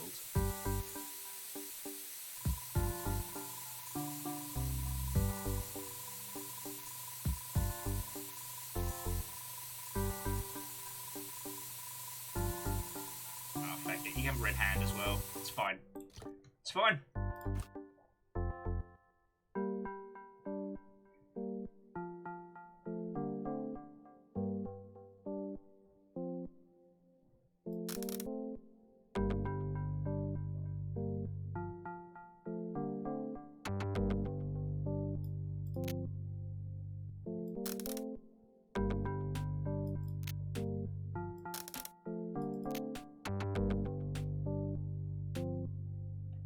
Oh, shift click is supposed to take things apart. Okay.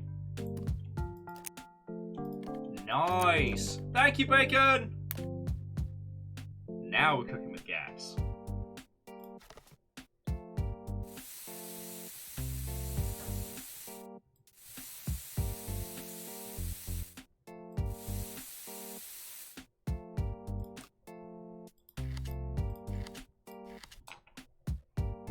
Yeah, we can get fucking fancy with this shit.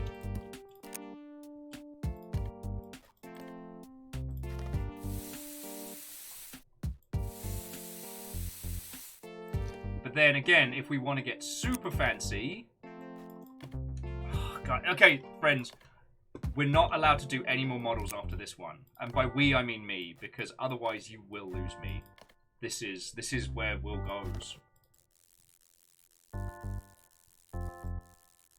Even the panel lining's satisfied. Holy shit, this is good. And yeah, I know, okay, like the red and black paint scheme's pretty standard issue gauche and stuff like that, but fucking yo!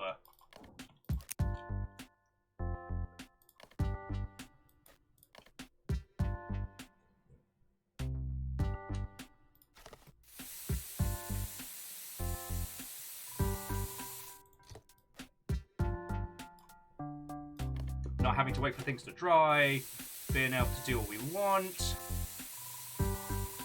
Sign me up, friends. This is where Will goes to die. Wow, it's so weird. Will's been playing this game all day and hasn't spoken to anyone for more than 2 seconds. I wonder why that is. Guess we'll never know.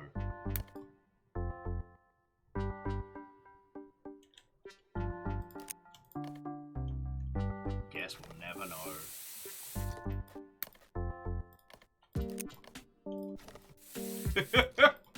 Yeah, friends, you're probably gonna need to talk amongst yourselves right now, because... Alright, let's get the head off. Because this'll be the most fiddly.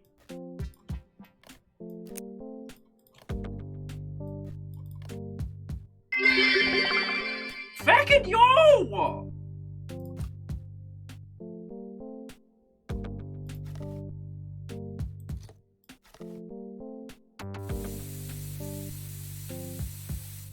That's another 3K on top of so much!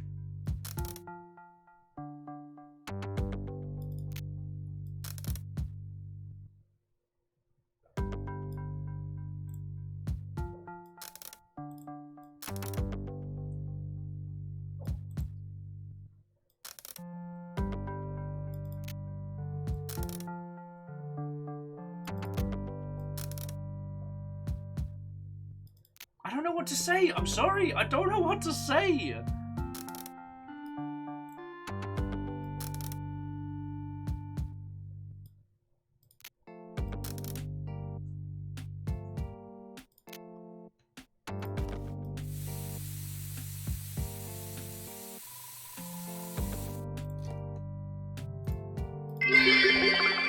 Fucking...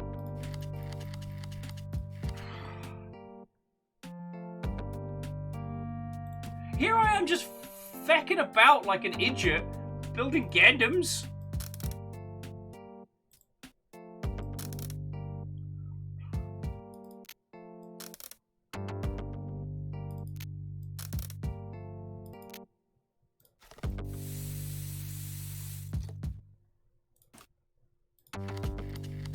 I don't know what to say, I really don't. Sorry, just thank you.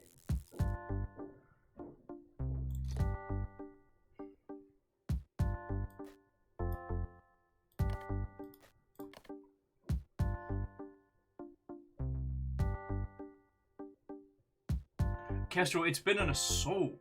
It's... I don't know.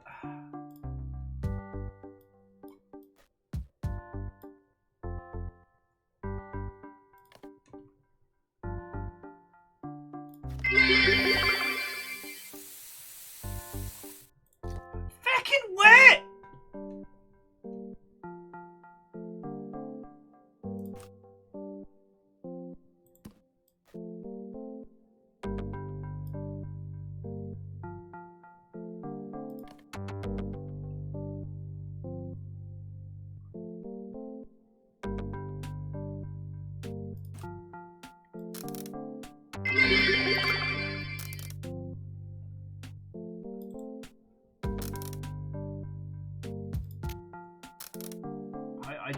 I don't know what to say.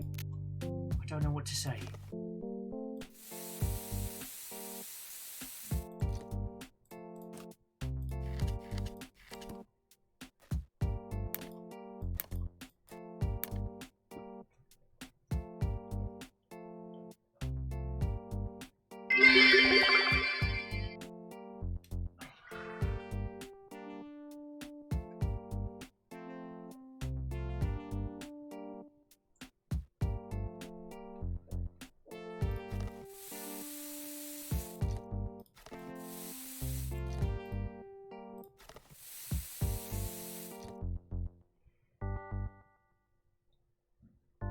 what to say.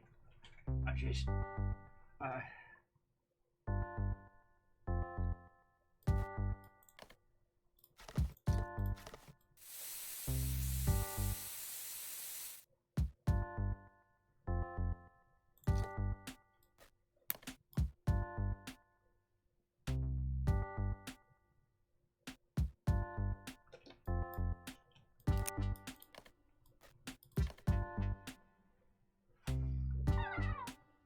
Kestrel, I wish I could make a rainbow Gundam. That would be fucking cool.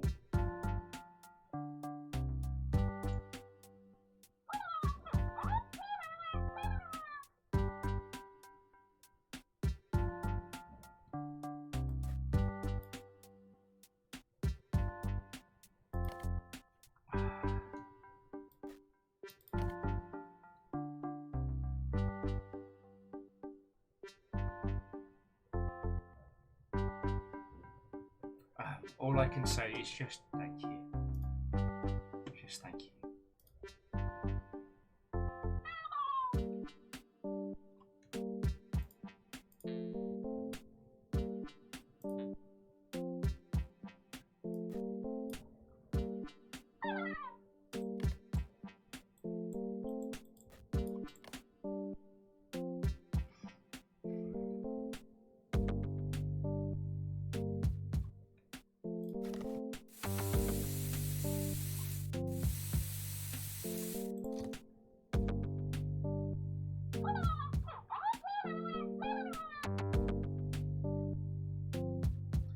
The guinea pigs are very, very warm at the moment, so they shouldn't be coming into the toasty rooms. I just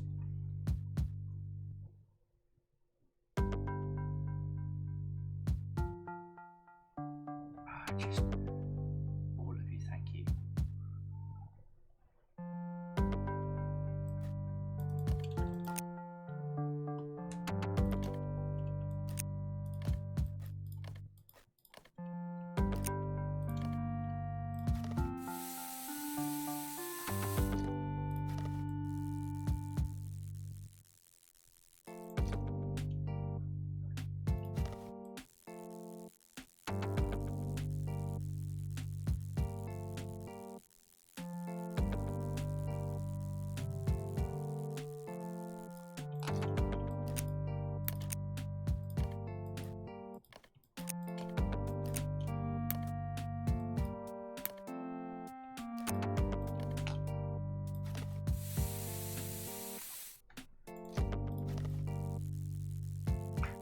Congratulations, Kestrel, you officially made it weird.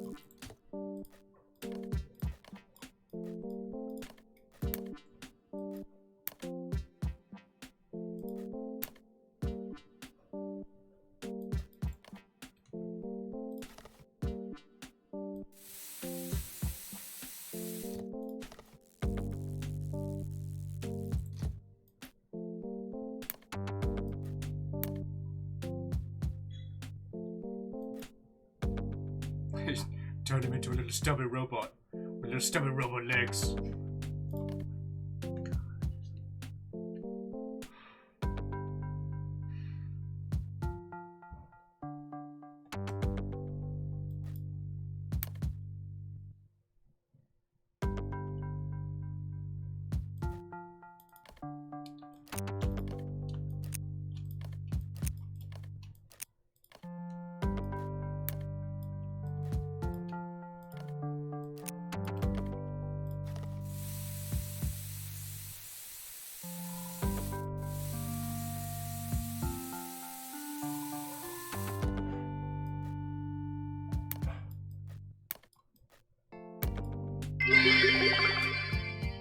Hey, stubby it and painted green, you have tiny big Sam.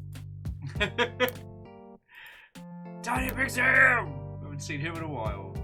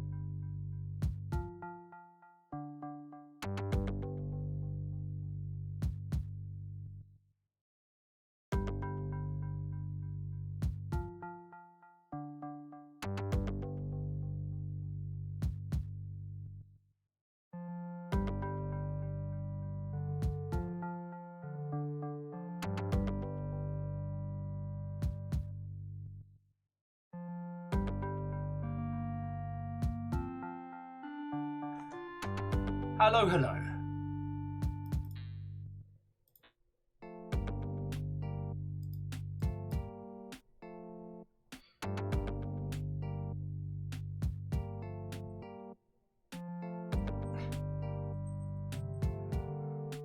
Oh, sorry about that, friends.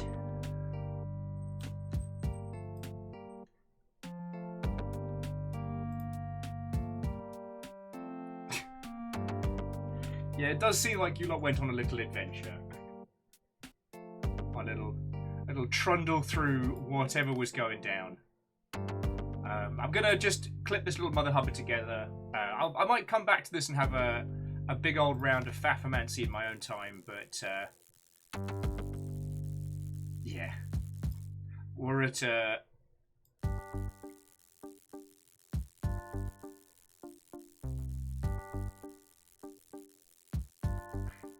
I will say, like, this is definitely hitting all the beats that work. And if you've ever wanted to have a crack at putting models together without having to, well, get the tools, find the space, and worry about things, like, this is definitely a good way to go about it. When do you even go? Ah! They're fancy crunch pieces.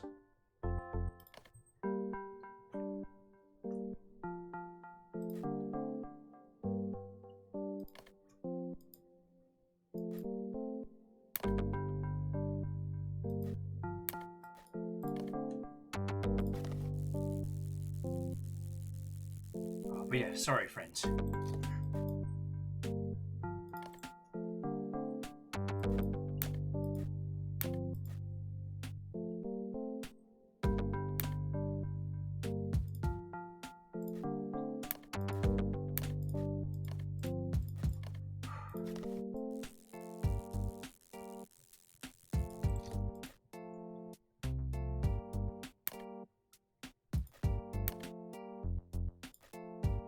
On the plus side, at least this is one particular kind of build where I can't feck up the knees. My arch nemesis.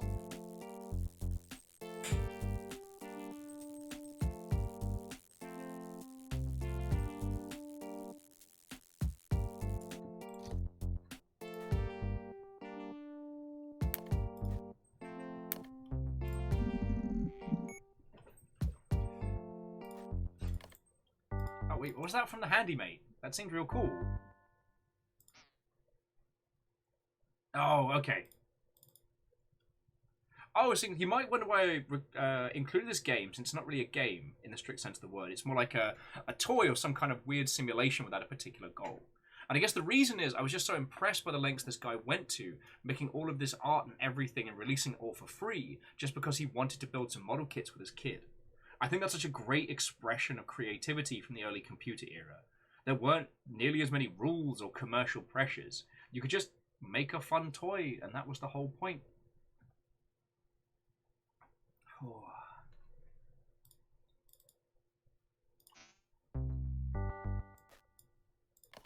So I wonder if we can come back to this one. So it's like, so we got decals. That's cool.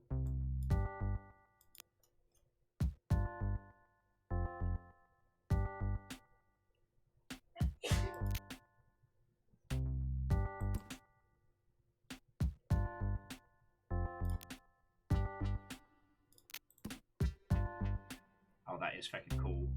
Sorry, again, I could get sucked into this for 1,000 hours.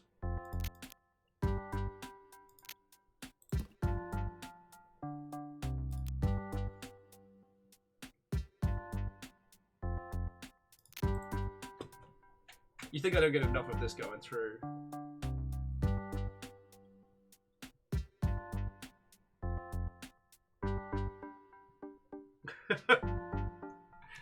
You managed to get multiple bless yous from across the world there. Yeah.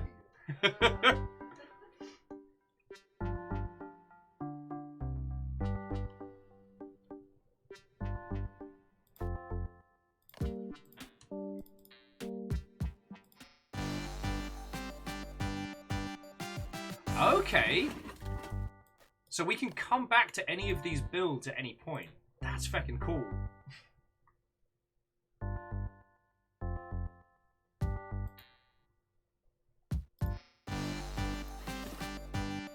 So if we want to, we could do another repaint of the same build.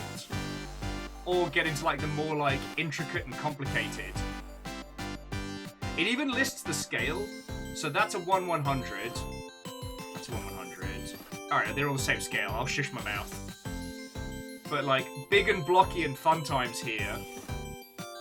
Very complicated prototype unit.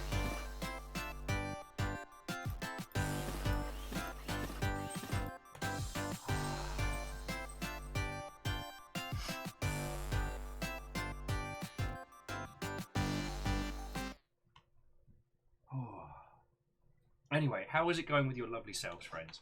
I can't imagine there's anybody kicking around who isn't aware of this one, but just in case, welcome to Last Call BBS.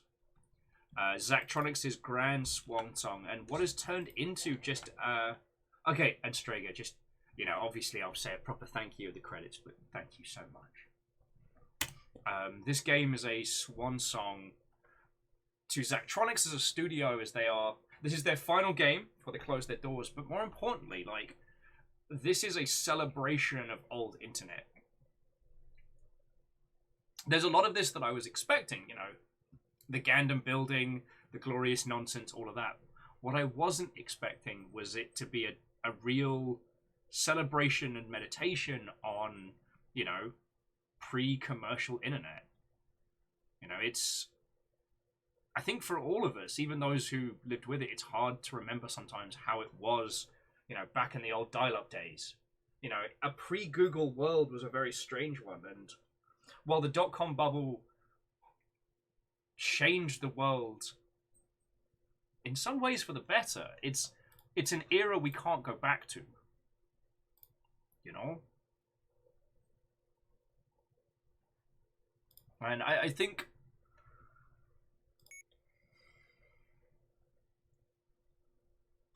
I think there's a lot more to this. You know what I mean? So let's have a look at... Sorry, I will say... Oh, Lost Flowers, you can absolutely ask. Here's the thing. Zachtronics isn't dying. They've just decided that they've made the games they wanna, and they're just gonna close the studio.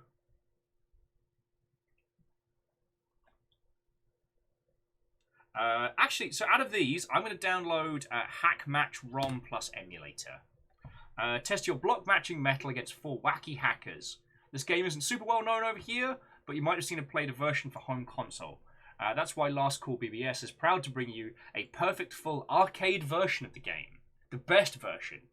Be warned, you need at least a Z5 Power Lance to run this emulator at an acceptable frame rate. I don't know if we have one of those. Yeah, we do. We have a Z5 Power Lance. Check us out.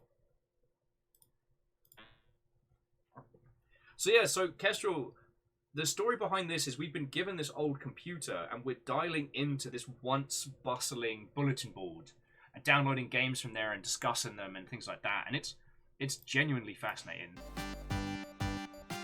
Just close the robot maker. Like, we actually have to download them, you know. We have a file manager with disk space that we have to look after. Like, what I was expecting was Zachtronics' greatest hits. You know, a series of little mini games all celebrating the things that Zachtronics did. What I wasn't expecting was something that would celebrate a classic era of internet without just being pure... I'm trying to think of... This isn't designed to make you feel old. This isn't designed to, you know, just turn your bones to dust. This is reminding those that went through it of the wonderful times of those early internet days. And to those that didn't, hopefully showing them a little bit about what these tiny digital communities were. And, I mean, this is a lot more art than I was expecting. Kestrel, not all of them. At this point, you should probably be expecting like a 20 to 30% dust ratio. And I do apologize for disappearing friends. It was a combination of just full-on feels, overwhelmed, plus heat. Like, I'm going to try and keep going with this for as long as I can, but, like, the heat's kicking my ass again today, friends. I'm so sorry. It's like... Just one day I'll get a break, but that will not be for many, many weeks.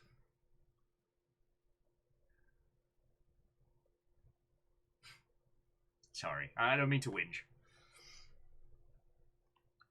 Oh.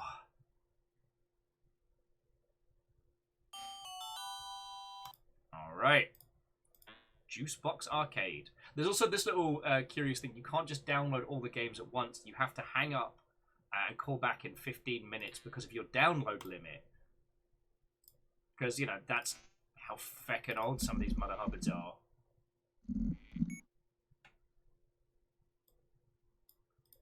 This game is to be used in Japan only. Don't worry about it.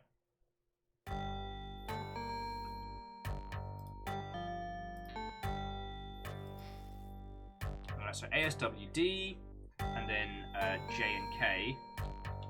Insert coin is F1.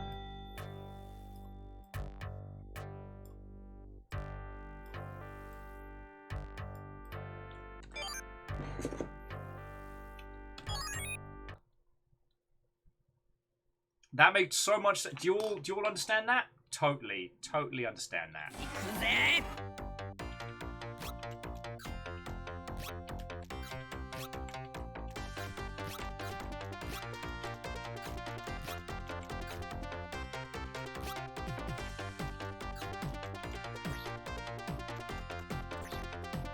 Aha!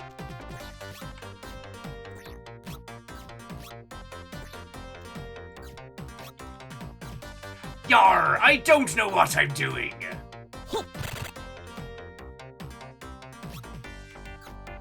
Is this not just bubble bubble?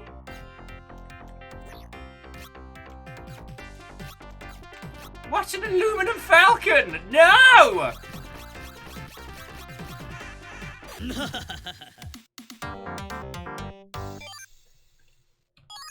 Let's try that again.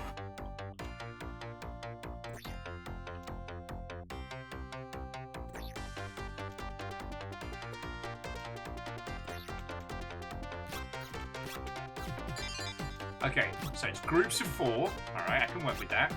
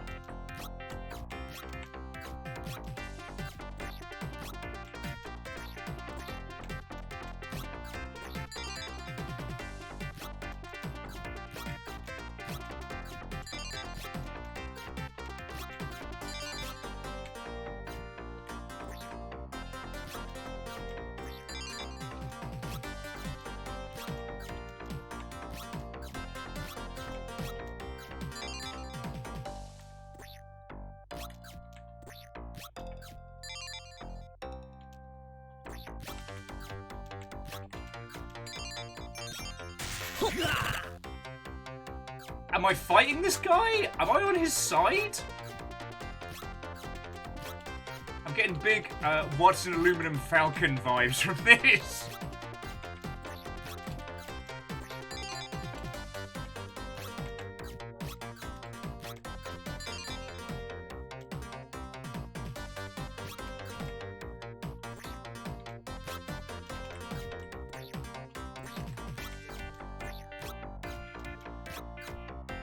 No! Okay. While that is an exceptional game, and the character design is amazing, I don't know if you all noticed, I'm just disappearing off into the feckin' ether with that one. I keep playing that, and even more so than the feckin' Gundam building thing. You're gonna lose me. No, Sadlin, I'm okay for this one. We'll dial into last call. Oh.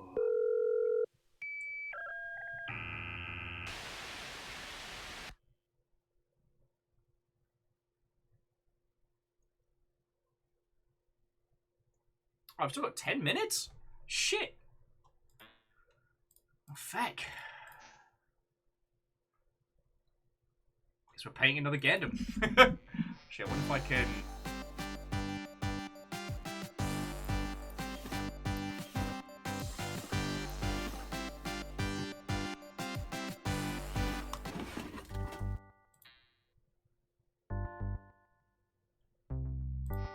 there's a way to tweak the tunes on this one, but it's not my fault. You know, we gotta kill 10 minutes, so I guess we'll build another Gundam.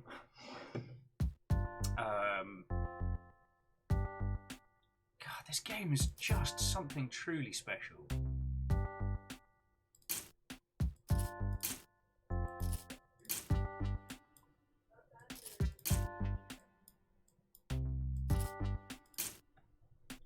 I'm like, I won't lie.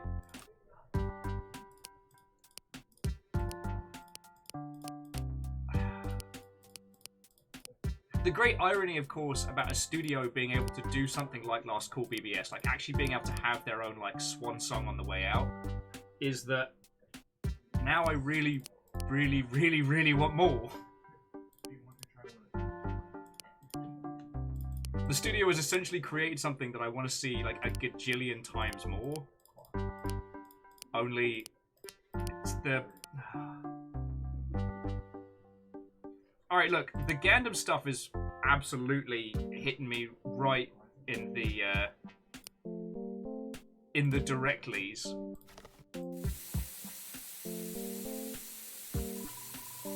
Yeah, I know which bits are going to be gold.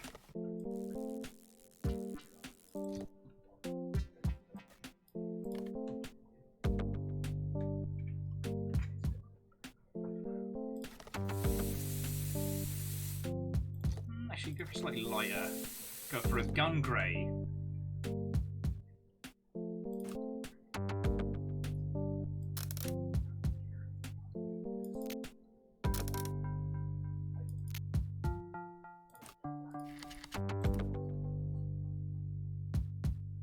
This guy looks mean. Let's give him mean eyes. God, alright, friends. I think I'm going to have to roll credits in a second. I am officially overheating. I know it's only been 4 hours. I can't seem to focus. I can't seem to banter with your lovely selves. I'm so sorry, friends. You know, this was supposed to be our last kind of like full day before, you know, getting into PAX proper, and here I am just getting my ass handed to me by the fucking sun again. Flaming bastard.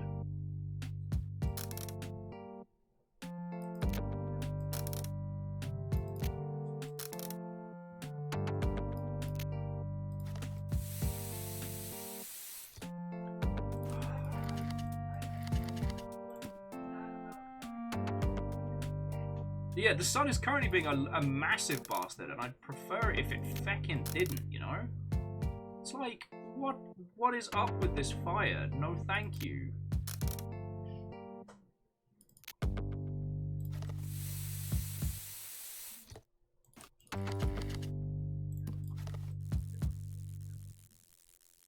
That's nice decal details.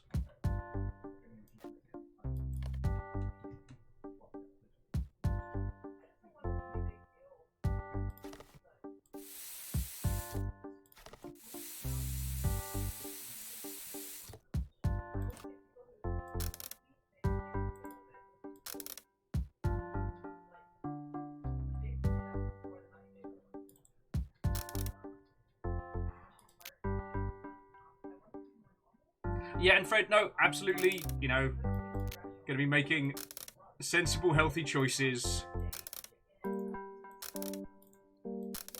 Just, oh, yes, I'm just so sorry, friends. All right. Yeah, I do apologize that the heat has officially kicked my ass. I am admitting defeat. I am admitting defeat. I have a lot of people I'm going to need to say a lot of thank yous to. Now, friendos, I am going to try and sneak in a show tomorrow. It will be another little short one. But tomorrow I'm going to show you a game called Moo Cartographer, which is a gorgeous, odd, weird little puzzly game. I am glad we didn't play through all of Last Call BBS, because there's so much of this which I think is a very personal experience to go through. And I hope you'll all consider picking up a copy of this. As I said, the games I was expecting, you know, and I was expecting it to be kind of like Zachtronic's greatest hits plus a few quirky little things. And it ended up, this is so much more than that. and it's really fucking impressive. I fucking love it.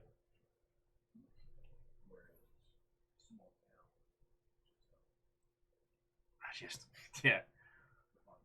Overheating is bad. Overwhelmed is a lot.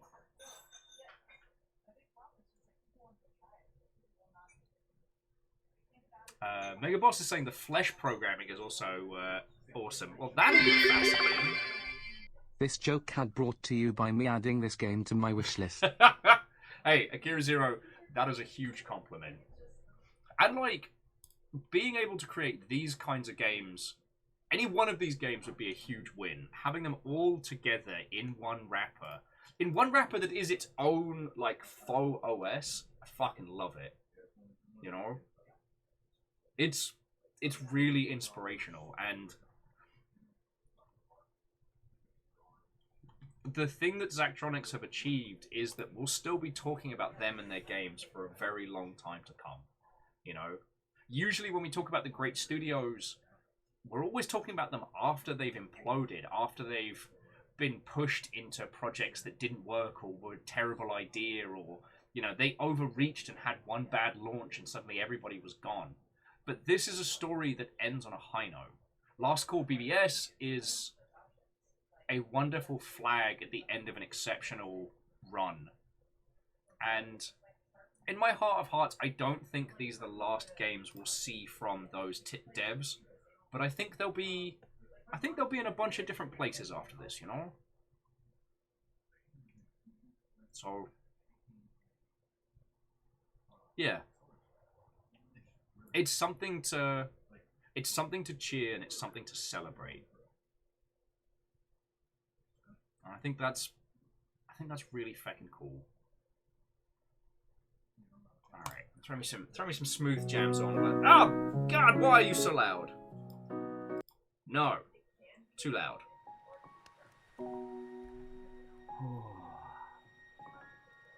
So look, I do need to say another thank you to you all. Today has been off the chain, and I was entirely unready for it. Careening into packs with a whole bunch of things all happening at once, and it's gonna be exciting, and I'm really looking forward to it. And I know I've been talking about this a lot, especially this week with, well, and last week, and with everything happening so much, it's like, we have a wonderful little unique corner of the internet.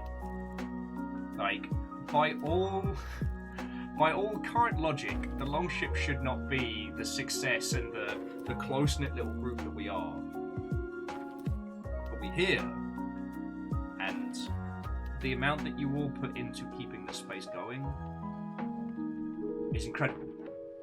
I feel super guilty on days like today where I can't keep going because I wanna, but like, you know, my job is to be there for you lot. And here I am being an overheaty potato. Like, I'm just gonna jump straight in a cold shower after this.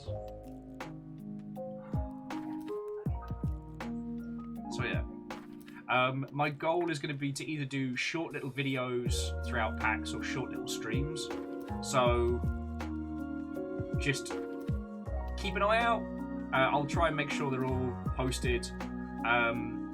If I don't see you tomorrow, friends, PAX panel is Sunday night and then Monday.